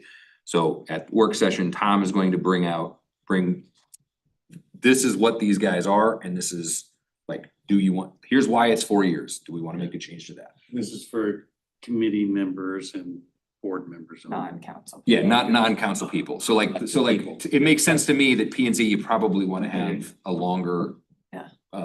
thing. What's the treasurer? That's actually. It's a year by year appointment, isn't it? Yep, that's correct. I would have to double check, but I think it's a year by year. Or appointed until the. And then this is maybe, One second, let me I check. guess it makes sense. What happens if we don't, like, if you're the mayor and you, or whatever, you don't want that person there anymore, what happens? Just to ask them to resign and put somebody else in. But they don't have to, right? Yeah, they do. So I mean, I took the treasurer out. He said he didn't have to come to any meetings. I said, no, you do. Okay. So I replaced him. Okay. But I just think same thing with the, I had the judge taken out. So I mean, you just, those are appointments, Yes, you can you don't change. really have to go into a lot of explanation. It's just the fact Be that. careful about saying publicly you've had judges taken. Judge Tim Allen. You didn't mean that, Cameron. Yeah, well, All right, so Tom, does that make it's a sense? sexual harassment case. So For you? like it. What was that? Sorry. Does it make sense to say, generally speaking, we think 3 years is appropriate, but there And are implement people- where legally possible. Yeah. Yeah. And I'll come back with a recommendation on how that would fit in with some of these and just heads up, indefinite term for the city treasurer unless TAP are terminated by the mayor. So How about that? See? I think, personally, I think it would be fine to talk about the terms with the full council, because it's gonna go that way anyways, but if you guys wanna have that come back here first, I don't really care one way or the other. I just think we should explain the wide variety of what they were, so the Yeah. people realize that. Yep. And that's just another one of the problems the mayor has, trying to get people to agree to I do something. And I think it's very hard for a council member to try to explain to somebody, I'd really like you, I mean, it was just like with the master plan. That is terrible. You're getting them for a year. Yeah. And the amount of time and 25 people, that's tough. And Yep. people say, do you really want to do that? Right? But I think the more you can put some clarity out there, Better. would help getting people to volunteer to serve on some of this. Okay, so does anybody wanna make the motion basically to go with, generally speaking, 3 years, and then Tom's gonna come back for those kind of outlier ones? Anybody care to make that? For practical, I'll be happy to. make All right, that Mr. Marshall will make that. Mr. Mabry will second it. Any other conversation? Excellent. All those in favor, please say aye. Aye. Anyone opposed? Any abstentions? Okay. Great. Now, Rick, we get to come to you. I hope that you speak quickly. Up first, we've got our status report on city improvement projects. Thank you, Chair Farmer, council members. The department has put together a summary of projects for your information and available for any questions in particular I would mention, and it can speak to this probably better than I can. We do expect to see some work starting on our 109 BA project possibly next week. So there's some asphalt work, and one of the early changes that's gonna occur is we're gonna put traffic onto a detour. Essentially, if you're turning onto BA South from 109, you're gonna have to access BA from a detour from a connection that we're gonna construct onto Old Etherton Road. So that location is gonna move, and it's going to be a little challenging for a bit as we start the construction of that roundabout project. So that'll be one of the first things that occurs. And Old Etherton's the thing that cuts back behind the. I was gonna say. There's 7 different places. Wait, Old Old Etherton. Etherton. The Old Etherton that runs right there, between the temple and the church. Okay, when you're down Abandoned the road. church, yeah. The pink one, right? 109 to BA. Yeah. The one that's eventually going to be closed. That's actually called Old Etherton, then, right? Yeah, and then so the plan is to then close that afterward. That might be an item for the committee to consider at a later date, yes. Cause I've just noticed, I mean, they do have services there, which is great, but it is very strange when you got reflections coming off the windows and cars are coming at you and all those other things. So that feels, with a roundabout there too, that might get really weird. Are they gonna I'm sorry, I missed that part. That's where they're gonna asphalt to widen that so it can be the detour? Cause you can't even get two We're going cars. to rebuild the connection essentially to Route 109 from Old Etherton. So Okay. it will not be on the extreme skew that it currently is. It'll be squared up a little bit, so it is Yeah, safer. hard to see to get it. Okay. And then are we, there's usually a lot of cars parked over there when that temple is going. Are we gonna put any parking restrictions or anything on there once we do that? But like now I know they, sometimes they overflow into that other Into the church, but then also they're like parked along the side of the building on that road. I think we would discourage that during this period of time when we are using it as a detour. Yes. Okay. That's something that Brendan's gonna need to do here. We just might wanna try to communicate that sooner rather than later, cause that might be new for those folks. A question, Yes, sir. just whether it's by the nearest month or the nearest fiscal quarter, how long will there be perturbation that I can describe to residents who are complaining about anything? Where this detour is going on and where October. The overall project would be October, right? Yes. So expect a good fat 6 months. So it'll be, while it's under construction, there are numerous diversions, detours that are going to occur to move traffic around so we can free up different areas for construction. So, yeah, it'll be inconvenienced. If you use 109 through that area, it'll be inconvenienced for the next 6 months. It won't Thanks. always be as bad as Okay. other times. And we don't, there's nowhere like we had that delay when we did the Wild Horse one with the drainage and stuff. There's nothing, I mean, I know that substation is over there and they've been doing a lot of work, but there's nothing glaring similar to that, where all of a sudden it's gonna be several more months where we're figuring something out. This time. We're hoping we've got all the utilities squared away and Ameren's gonna move, there's 4 poles that are going to get relocated and Ameren's agreed to do it. And they told us those will be moved by Memorial Day. As long as they keep their word, we should be.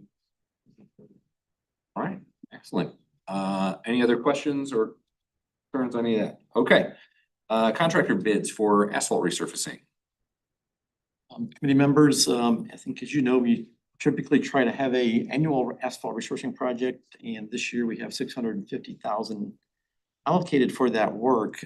We did put together a project as we normally do and put it out for bids for this year, for 2026. And we intentionally kept the work a little bit low or a little bit light because we wanted to make sure we were well within our budgeted amount. And so we opened bids for the 2026 project on February 25th. And we got 2 bids submitted, which is not unusual. The 2 bidders, as we have typically seen, have been NB West and I apologize if it's a little bit hard to read, Pace Construction Company. And that's mainly because they use a specialized piece of equipment, a spray paver, that is very expensive, and to my knowledge, only 2 contractors in the area have that equipment, and that's really why we get 2 bids for it in large part. So NB West was the low bidder, and that has been the case except for last year when Pace got the bid and they were doing a ton of work in Wildwood and they kind of cornered the market. So this year it's back to NB West as the low bidder for the project. They were at $245,575 versus darn near $100,000 more for Pace Construction. So they were well below and much cheaper than Pace this year. So the recommendation is to move forward with an agreement with NB West Contracting for the project for this year. However, we'd like to bump up the contract amount relative to what was bid, and we'd like to spend about $500,000. And NB West is certainly agreeable to doing that. So the recommendation is with the caveat that we spend or increase the amount that was incorporated into the bid to $500,000. And to do that, we would resurface also, well, Rieger Road, Smith School Road, and Smith School Spur, in addition to the previously planned roads, which were Sarah Matthews, Don's Trail, Woodcliff Heights Drive and Court, as well as the little section of Vintage Grove Court off of Old State Road. So that is the recommendation to you, and I'm happy to address any questions. Again, the total contract amount would be $500,000 for 2026. All right, any questions or concerns? Yes, sir. It's just more of a philosophy. We were either way off on our estimate, or just because the price is lower, we keep adding more stuff in. So if I were the bidder, I'd be a little frustrated to think that I bid that and then you came back and I lost the bid, then you came back and added more on. So it's more of a question about, is that the right thing to do? Because we know we're short on money. And if we felt that that's what we needed, then shouldn't we take our win and do what we said we were gonna do? Or is it just a really good idea business-wise to add to that contract? Well, that's quite a bit more than what I don't know. I mean, my biggest fear someday is when we contract everything out, that nobody's gonna bid on the contract here. And then what do we do? You know, I mean, that there's been times where there's only been one bidder and then you question, what did we do wrong? You know, because you'd like to see it competitive. So it's just more of a philosophy question. I can go either way. I think that either that's a lot to be off on our estimate. In this way, and it's in our favor, where other times usually we're 20-30% under what the forecast is gonna be, so. Get the comment. Well, and so I don't disagree, Councilmember. I would like to have had this closer to the actual amount. We have adjusted it in the past. That's not unusual. This is a little bit higher adjustment clearly. And it's greater than I would like. I guess I would argue that based on the discussion we had with Pace, they told us they were very busy and the bid differential has been consistent between Pace and MB West. Generally, MB West has been the low bidder and Pace struggles to keep competitive pricing. It is not something we don't want to discourage less competition, clearly. It's very helpful that we get as many bids as possible. In this case, generally just the two bids. So MB West is more than happy to do the work. In fact, I'm more of the concern that MB West would tell us we're too busy, we can't do more work, than the contrary, really. And so I'm very thankful that West is willing to fit this extra work in because it is a significant increase. And I don't expect that Pace is going to come back and say, basically accuse us of not playing fair. Certainly, we don't want to do this every year and make this You a referred habit. though, it's a special type of equipment, right? Well, because they have a spray paver, which is not something that most contractors have. The only ones that have it are the ones that do the heavy asphalt resurfacing work for MoDOT. It does limit the competition right there. And we typically gotten two bidders, and except for last year, MB West has been the low bid. Yeah, just a comment, whatever. All right, anybody else have anything? Anybody care to make a motion, I guess, to approve the department's recommendation on the bids? All busy. There's only 5 of us tonight. I'll motion. Mr. Mabry will make the motion. Anybody care to second it? All right, seconded by Ms. Nyan. All those, any discussion on the motion? Okay, all those in favor, please say aye. Aye. Aye. Anyone opposed? Any abstentions? All right, that one passes. That brings us to the contractor bids for the Manchester Island beautification. Any members, this next one is a proposed project to do a little bit of beautification on Manchester Road. You may be familiar, there is a raised median island in Manchester Road, just immediately south of Pierside Lane, that at one time was landscaped with trees. Over the time, those trees grew and we got complaints about them obstructing the visibility of the traffic signals. And essentially as they died, we did not replace them. We've been a little reluctant to beautify or re-beautify this island, but we have received comments through the years that it's a great location, that it should be beautified. It's in town center and it would be consistent with other areas of town center and also would complement the streetscape improvements that we've done and more recently improved. So we put a project together we put a plan together and we put a bid out to add landscaping to that island. And we opened bids on that last Friday. We did get some very good bids. We have 7 total bids submitted for that project. And I would say that the improvements that we're proposing are very low-lying shrubs and hardscape rocks. Stay low enough that they should not obstruct motorist sightlines to the degree that we get complaints. That's the goal. I'm very comfortable that that will be the result. So we have 7 bids on it.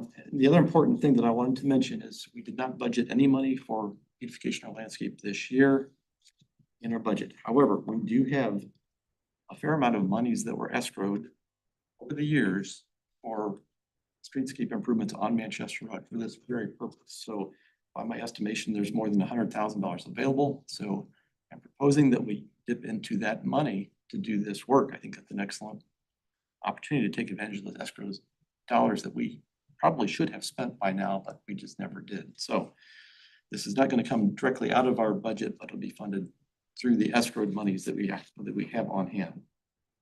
So the recommendation is to move forward tonight with, actually, the contractor is not the low bid, but the second lowest bid. And that would be, Go Green Lawn and Landscape. They are, about $3,000 higher than the low bid. The low bid was at 25,000. It's by a company called MACC Contracting. We've not worked with MACC before. So I'm not real confident recommending them. So the thought was to award it to Go Green, who is a known entity, and they do the maintenance, and they will be maintaining this area, this exact median when the installation has been completed. So this is obviously not a large project, so I guess I wouldn't say this is a strong recommendation on my part. There's not a lot of risk because it is a small project. It's not a $2 million project, but we have seen new contractors come into town. We saw it with Village Green, an unknown entity come in and really create a lot of headaches. So and we saw this on our concrete street replacement project a couple of years ago with a contractor, and I presented this issue to you at that time. That was a new contractor that we'd not worked with before.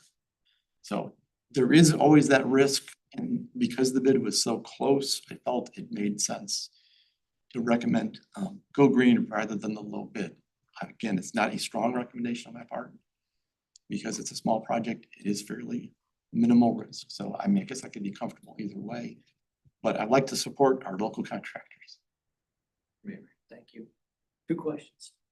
Has there been anything in the content or the structure of the low bid that can be cited as there having been non-responsive to the bid? And then that is the disqualifier. The record of achievement or the record of performance, great, but it's always best to have, of course, you know, the qualifier that the bidder was simply non-responsive. Well, I guess probably the answer to that is no. I don't see anything specific that would say it's non-responsive. But looking at their pricing relative to the other contractors, I would certainly expect Go Green to be competitive. They're basically working in Wildwood for us. I mean, and they're going to be doing maintenance work, landscape maintenance work for us. So, and he's given us very competitive bids in the past. So I'd expect him to be lowest or very competitive, but to see a new entity lowest and then the next contractor significantly higher to him, to me, it just feels like it's an outlier. They put in a low price potentially to get our business, and that's not always a bad thing. They may perform and they may do a great job. Everybody's got to start somewhere, right? But I did poll some of my cohorts, and I only had one other city say they've worked with them, and that was DePere for mulching work. So they have done some work for DePere, but I haven't located anybody else yet with any experience with them. They have a nice website. But they don't have a lot of completed projects. They say they can do a lot of stuff, and they say they work for government, but there's not a lot of here's former projects that we've completed. Here's a record of what we've done. I don't see that on their website. They're a certified or they're an approved city bidder, I take it. They've gone through a pre-qualification application process. No, I can't say that that's true necessarily. We don't have a pre-qualification process or a That's formal. interesting to know. None of our contract suppliers have a pre-qualification. They have to say qualification when they apply, we don't have. I didn't hear, sorry. For like our right-of-way maintenance contracts, I mean, we do pre-qualify them beforehand and then they're assigned work. We assign, but at the end of the day, when they do some of these RFPs, they're submitting all that documentation at that time. So anybody can, I mean, really anybody can just bid on. Just sometimes why we run into problems, because my philosophy on this stuff is maybe different than others, but you know, I appreciate going with the low bid mentality, but a lot of times, I've learned over the years fixing my house, sometimes when you go with the economical solution, it just winds up costing you a whole lot more money on the backside of this stuff. So, when we've done these things in the past with other things, it's one of the reasons why, the department, I think, kind of goes, and it's not a frequent thing, but a lot of times they'll say, hey, this one is more expensive, but this is why we think this might be the better solution. I mean, personally, I know why we are beautifying some of these places, but I am also think that like none of this stuff ever lives whenever we put it. So I think, it'd be better spent doing anything else, but it is what it is. Then my second question is, does the city have a cap on single source no compete bids that can be applied here to this newbie contractor to establish a record of performance for the future of the city's benefit? Don't know at the time. None? Okay, thanks. Exhausted all my questions. All right, anybody have anything else or care to make a motion? With that. Mr. Vanek? Motion to approve. All right, motion to accept the department's recommendation for Go Green. All right, motion made by Mr. Vanek. Anybody care to second it? Seconded by Ms. Nyan. Any discussion? All right, all those in favor, please say aye. Aye. Anyone opposed? Any abstentions? All right, Go Green, do that. Excellent. Next up is the professional services agreement for materials testing.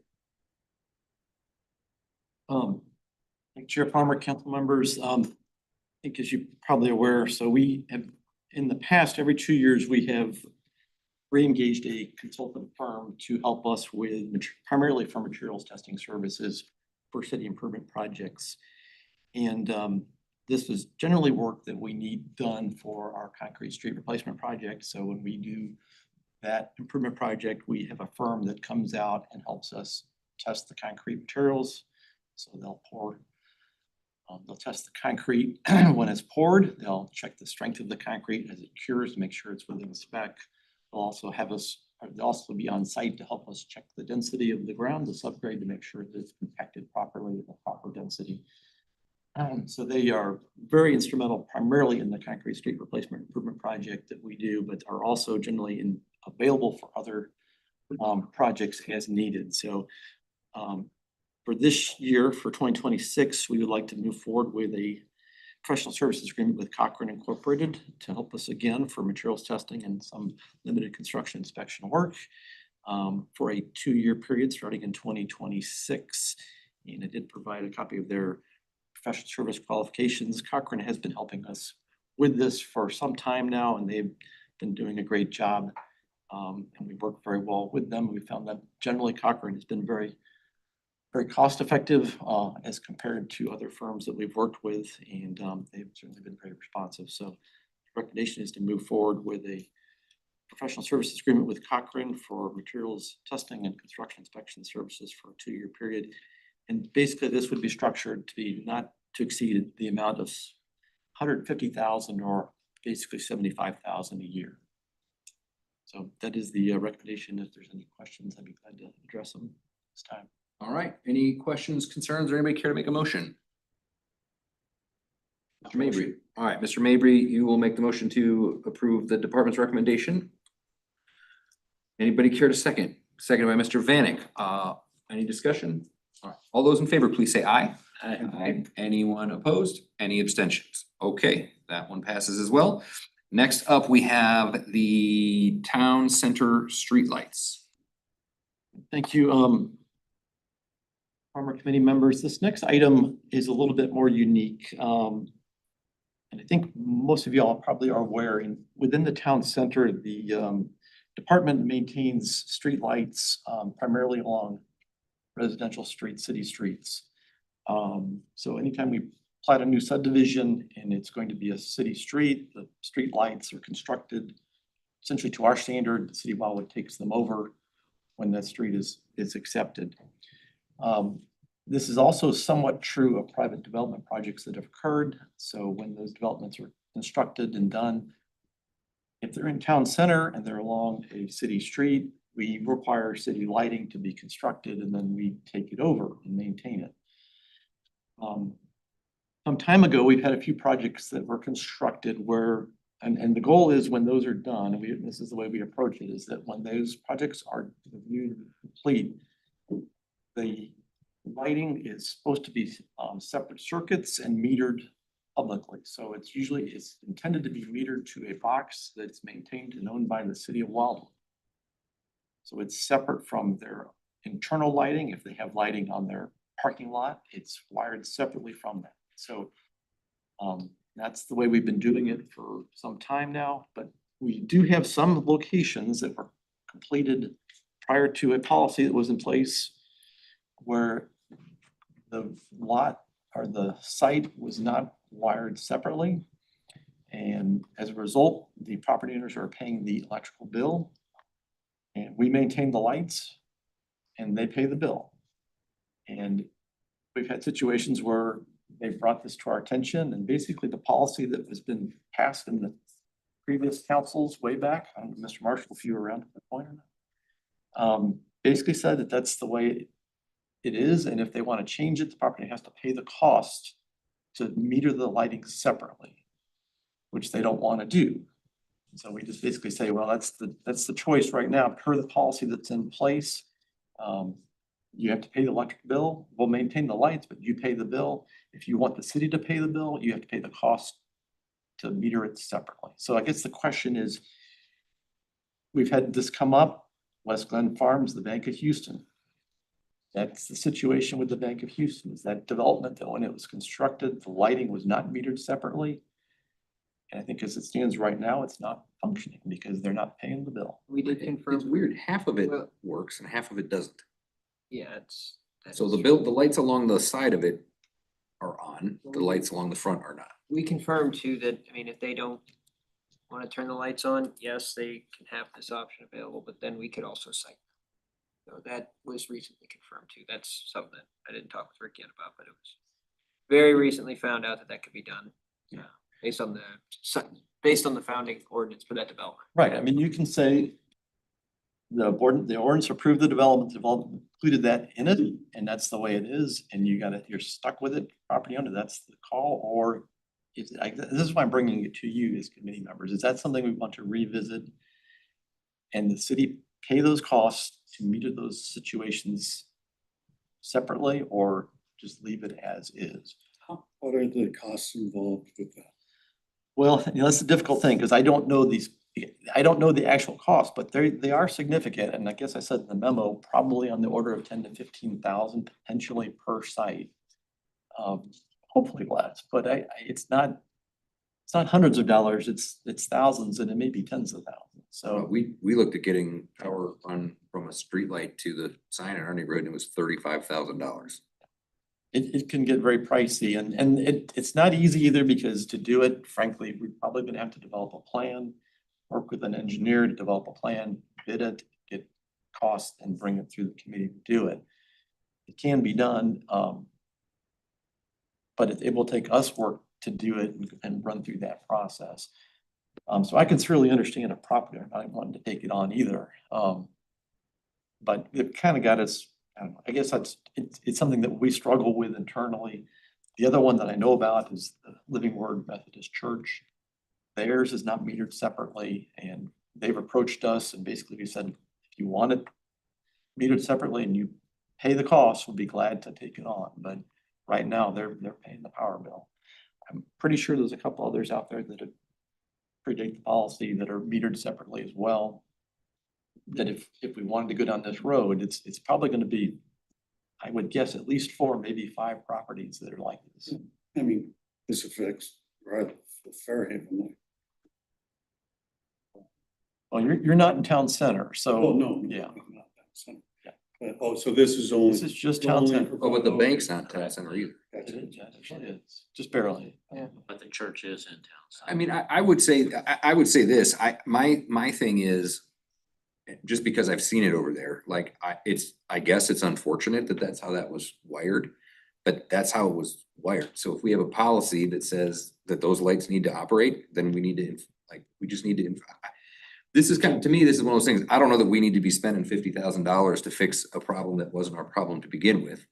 If we have a policy that says you gotta turn the lights on, then they should be turning the lights on, and if they don't turn them on, then what, I don't know what the enforcement mechanism You go is. to court multiple times, and then after 6 conviction, you can most likely junction divorce the attorney. Like, I mean, here's what I know. One of the biggest budget items for my subdivision is the streetlights. We have a ton of them. And it's, I think, $27,000 a year or something like that. So operating 6 streetlights in front of a building is not cost prohibitive in any stretch of the imagination. And I just think, this is just my personal opinion on this, and I'll obviously I'm gonna let you guys talk, but like, this is kind of those things where I feel like we open up a whole different can of worms if we start taking this thing on, rather than just enforcing the policy that we have. You know, this is in a similar way, like when we talked about the last master plan thing, when we took on the roads and the alleyways and stuff, and you were appropriately, Rick, saying this is a bigger deal than what it appears to be right now. I feel like this is another one of those very slippery slopes where, you know, if we have a policy that these things have to be on, they have to be on. That's just how it works. I don't get how driving around here, half these lights don't work. That to me just seems like a pretty basic code violation, but I could be wrong. Just tell them to turn the lights on. And if they don't like it, send them a citation or whatever it is. And it's either gonna be too expensive for them to deal with that, or they'll pay to fix it, or they'll pay to turn them on. So do they own the bank owns the property now, or are they leasing it? No, the Bank of Houston owns that property. They own the Different. entire frontage. And yeah, but it's weird. That property's split in two. Yep. It's like one building, but one of the owners is Network Technology Partners, who actually just purchased the Central Bank building too, which, not Central Bank, no, Central Bank. The old central bank. Yeah, no, the new Central Bank, PNC Bank. PNC building. Yes, which is just fascinating to know. Cause by the way, those, on his side, those streetlights work. So I would be willing to bet that those are wired into that building. That could be, that very well, I'd have to actually get into the closet to see, but that very well could be. I'm gonna guess that they are. So that said, I mean, we recently discovered, we can definitely cite that individual based on what they agreed to when they had that constructed. Obviously, it's a different owner, but I mean, But when they buy the property, They know. those are the inherent things that They come know. along with the property. And I just don't think turning them out's an option, but I kind of agree. If it's in there and the wording is fine, and we have a legal position on it, I don't think that's a big discussion. It just you enforce it. And may not like it. You hate to see businesses leave, but anyone else would have to do it. yeah, I mean, I can't imagine those lights would cost more than $150. 6 lights, my old subdivision, when I was a trustee now, that's a long time ago, but it's like $75 a month. Paid Hammer for 6 lights, and boy, they'd come right away to one burn out, man, they'd be there tomorrow to fill it, to replace. Yeah, I mean, I just think, you know, we have spent in other committees and things, we spent a lot of time on signage. We're talking about some different things, like to me, there are just basic lighting things at the night, which I know is difficult for you guys because you're not usually around here at that time, but like, you know, I just don't know why we don't. I don't understand why we don't enforce the stuff that we have. It just doesn't make a lot of sense to me. But so if, I guess, Rick, the question then would be, assuming we don't want to do that, because that does seem like, at least to me anyways, it seems like a slippery slope. I'm happy to have you guys think otherwise, but what is the next? Just have direct enforce the policy. Yeah, and if we can just continue to use the policy, enforce it as it is. If you wanted to change it, then I'd want a motion in that regard and we can modify it and bring it back. I mean, what is the actual current policy? It is that they can pay, pretty much said. No, I'm saying like whatever we're gonna cite them for. Like I know what they're supposed to be You know. doing, but if Well, Lights that's turned off. going back to the site specific ordinance that it's practically the agreement that they agreed to when they got the zoning approval for the plan. So like, hey, you're getting a bank here, you're building these lights and you're gonna have them power the all. lights, that's part of the deal. It's part of the deal when they made the building. Yeah, so I mean, I'm happy if somebody wants to make a motion otherwise, but I think when we have these agreements, you know, they're there for a reason. People have spent a lot of time doing it, and I just think it is a dangerous precedent to just. Well, and they were aware. Well, I will say too, in the future that I think we do this now, but we shouldn't set it up where it's metered. That way we should do our best. If we know we're gonna take on the lights, we should have that metered. That's exactly what we're trying to do is to meet it. For separately. anything And I in think the that was the intent when the policy was passed. It's just that backlog. we had some that were not done that way. So then the policy moving forward is correct. Yeah. Yes. It is the rear facing one. These Okay. ones that were incorporated and constructed before, Yeah, okay, so I'm sorry, I kind of monopolized that, guys, but so then if we don't wanna make a motion to change the policy, I guess maybe we don't have to do anything, or do you guys want a motion to enforce the current policy? Or do you not need? We don't need that motion. I don't know that I need it. I just, Okay, if you. Agreed. okay, excellent, so that one is what it is. Okay, that brings us to miscellaneous items. Anybody have any miscellaneous stuff? Yes, sir, Mr. Marshall. Where do we stand on getting an answer back to Turnberry? On the appeal. The fact that the Board of Public Safety passed it, we passed out of here, we took it to council and said it's gonna be open. And then they came back with their appeal, and then every meeting they come back and tell us how the fire department told them they could do it. Well, that just doesn't really hold a lot of weight. So my question would be is, and then we get into the situation about, well, we're gonna separate that out of the contract. Some of these things, I just think we need to really have a good, solid answer, because otherwise they keep going from one committee to the next. And the next thing you know, it's kind of like the tin can, it comes out 3 or 4 different ways. I thought that the next council meeting was going to be the second reading of imminent approval. And then there was some, I didn't say noise, but there was some, I didn't say contrivance either, but there was some issue about, well, can we split them apart and can we vote on both of them separately, even though they're the same thing? I didn't get it. I'm fine with The that second vote reading. and everything. My concern is we kind of are our own worst enemy on some of these issues. We spend all the time in one committee, goes to the next committee. And then we come back up in public present, we spend another hour on it. And they're still out telling everybody they're gonna get their streets changed, articles in the newspaper about how the pressure is gonna make this all change. And I just think that part of that's our communication, and this, I agree. to do that. So I'm fine with that particular one. My second one, if I might. Sure. I understand the golf cart thing is back up. That was voted down by Board of Public Safety. And now I understand they're gonna come back up in Parks and Planners where there's gonna be state changes on that. And they had it. That was brought up as an item, like, hey, there are state changes coming up, but the whole thing was to kill it right then and there. But where do you go from one committee? You get one answer back, you report it back.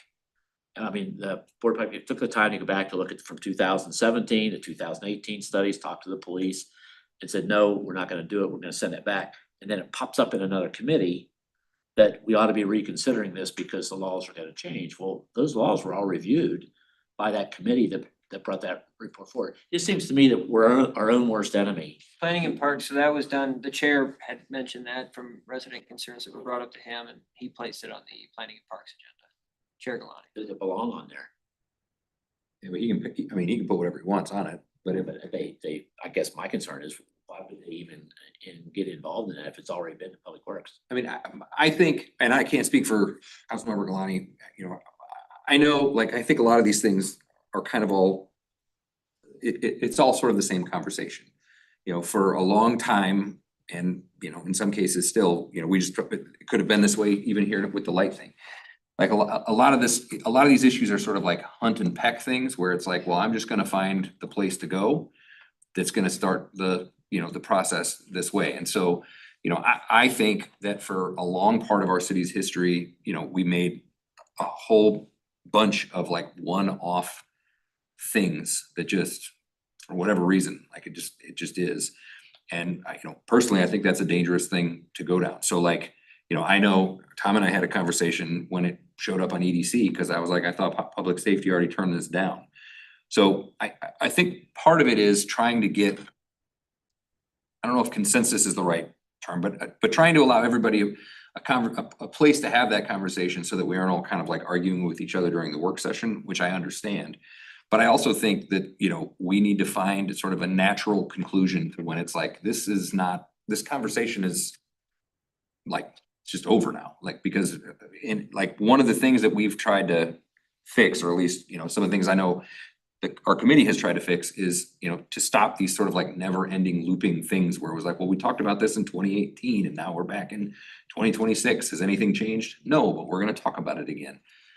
So, I mean, to me, I think that that's the way that our city should function, but I could very well be in the minority I'm of just that. curious, I mean, after public safety had that, did the homework on it, presented it, then it goes to two other committees, meaning that the staff is gonna do that work all over again. Right. Go to that committee, and technically, that committee doesn't have to, then have to go back to council to override Board of Public Safety. And then I just think that's the level of frustration on some of these committees.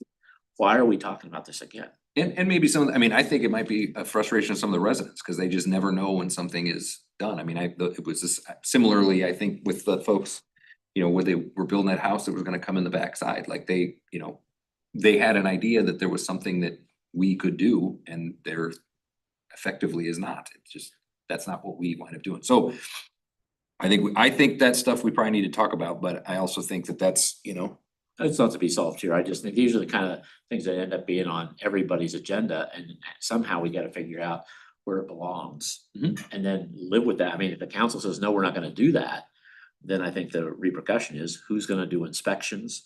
Where are people gonna bring their trailers and unload their golf carts? Right. They can't go across the highway. They can't get on the trails. I mean, when you go down that whole list, I think there was a lot of research done even back then. Yeah. As to the safety issues associated with them, so. well, so, I mean, but that effectively, I wasn't at part, I It's didn't dead. listen to it. It's It's going now, okay. All right, anything else? I'm just gonna ask one more question. Yes, sir. About our concerned bow hunters. I just have a really basic question. Do you think anybody on the council wants to have the city take the responsibility of telling a 1 acre property owner that we're gonna coordinate hunting for them? I don't know anybody. I mean, you still have your own property, but the challenge of trying to do that just seems to be way overboard. I mean, if it really comes down to all of our different options, that's what they want. And my concern is, I just don't think that that's something that our neighborhoods want. I know it's not something all the neighborhoods I talk to want. And me too. I mean, they were, even in our ward meeting, they were so impressed with White Buffalo. But they said, we don't want people shooting our neighborhoods. I mean, I would say, my suggestion is this, and I had lunch with a council member and I made this recommendation. If that's something that somebody thinks is a viable option, it's a democracy, they can certainly make a motion to try to do that. I know, I don't think, I know how I would, I mean, I know the conversations I've had. Well, me too. I get, my fear is, we put all kind of hours into this, but what it really comes down to, it's that basic. Yeah.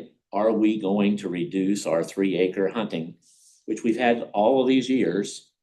Are we gonna change it for the bow hunters? I just don't think that's something that in our now, non-urban's totally different. Yeah. Well, and you have to eliminate, if you do that, you have to start talking about eliminating setback conditions as well, the 200-foot setback for bows.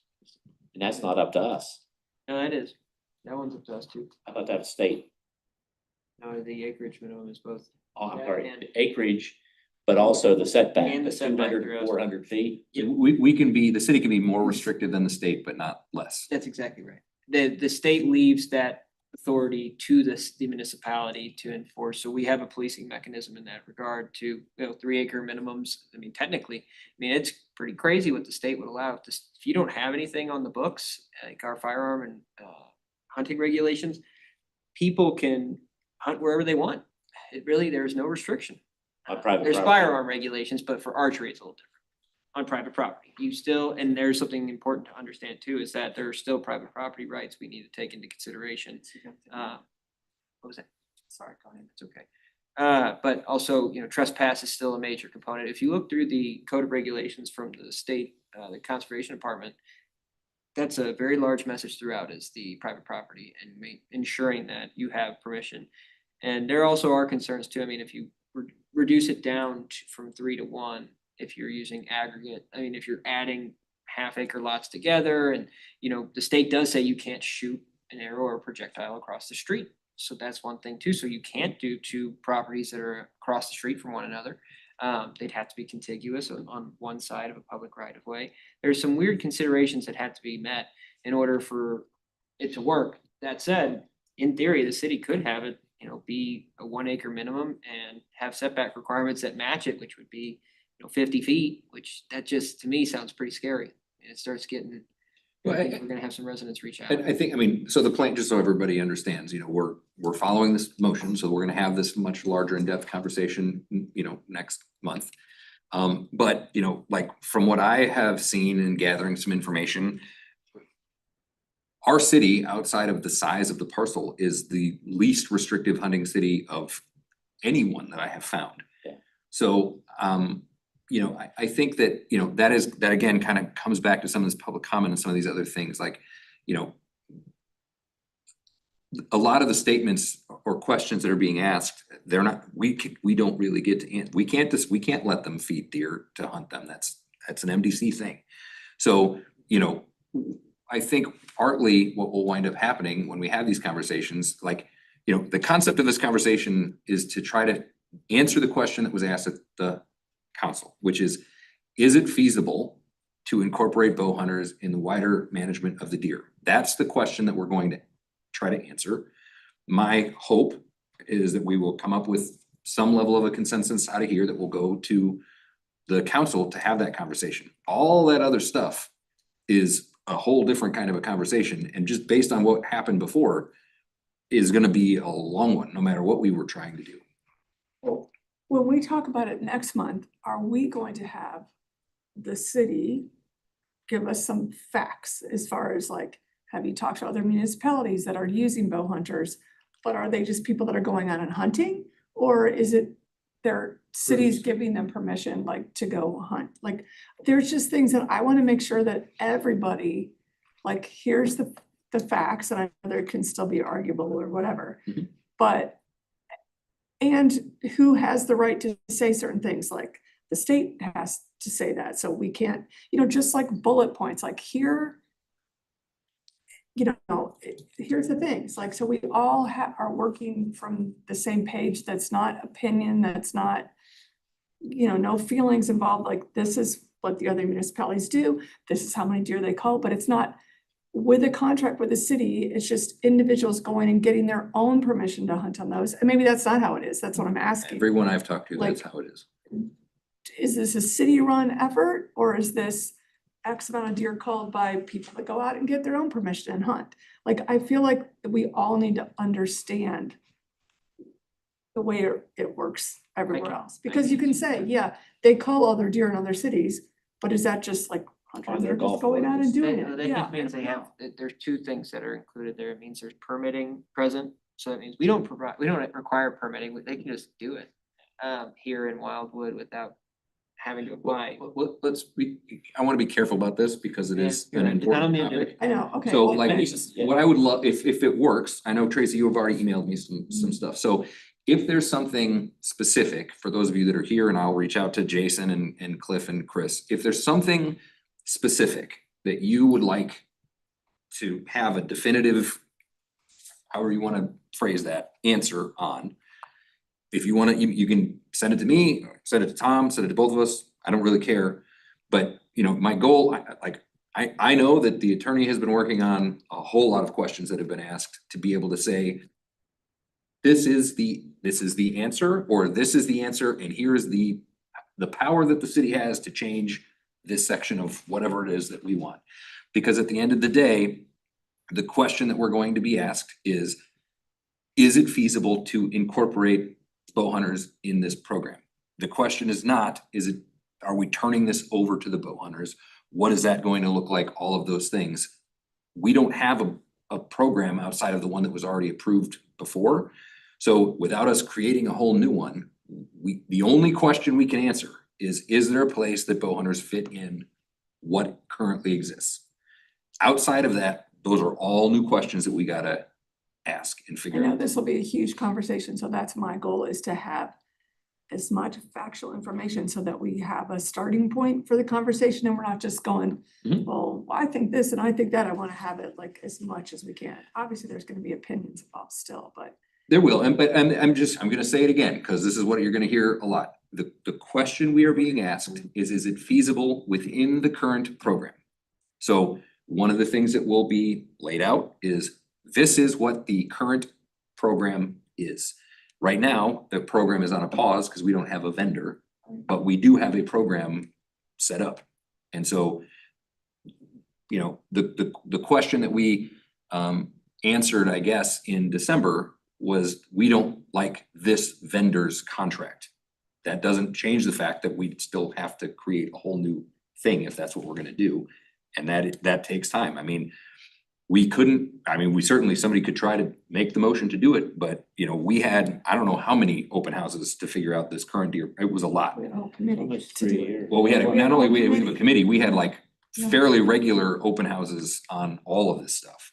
So, I mean, my assumption is. I did that, my question is, they keep telling us this is what we have to do, the 1 acre, and honestly, I have not talked to one of our residents that said they want anything to do with them hunting, so if that's that simple, and we have to change a regulation to do that, I don't know that anybody wants to do that. Yeah, I mean, I would say if somebody, if there is somebody that wants, if that is what it is, me, that's a different question, and I don't care, the mayor or John or whoever can decide if that's the thing you wanna propose, here's the way to propose it, and then we can go through the process of trying to figure it out.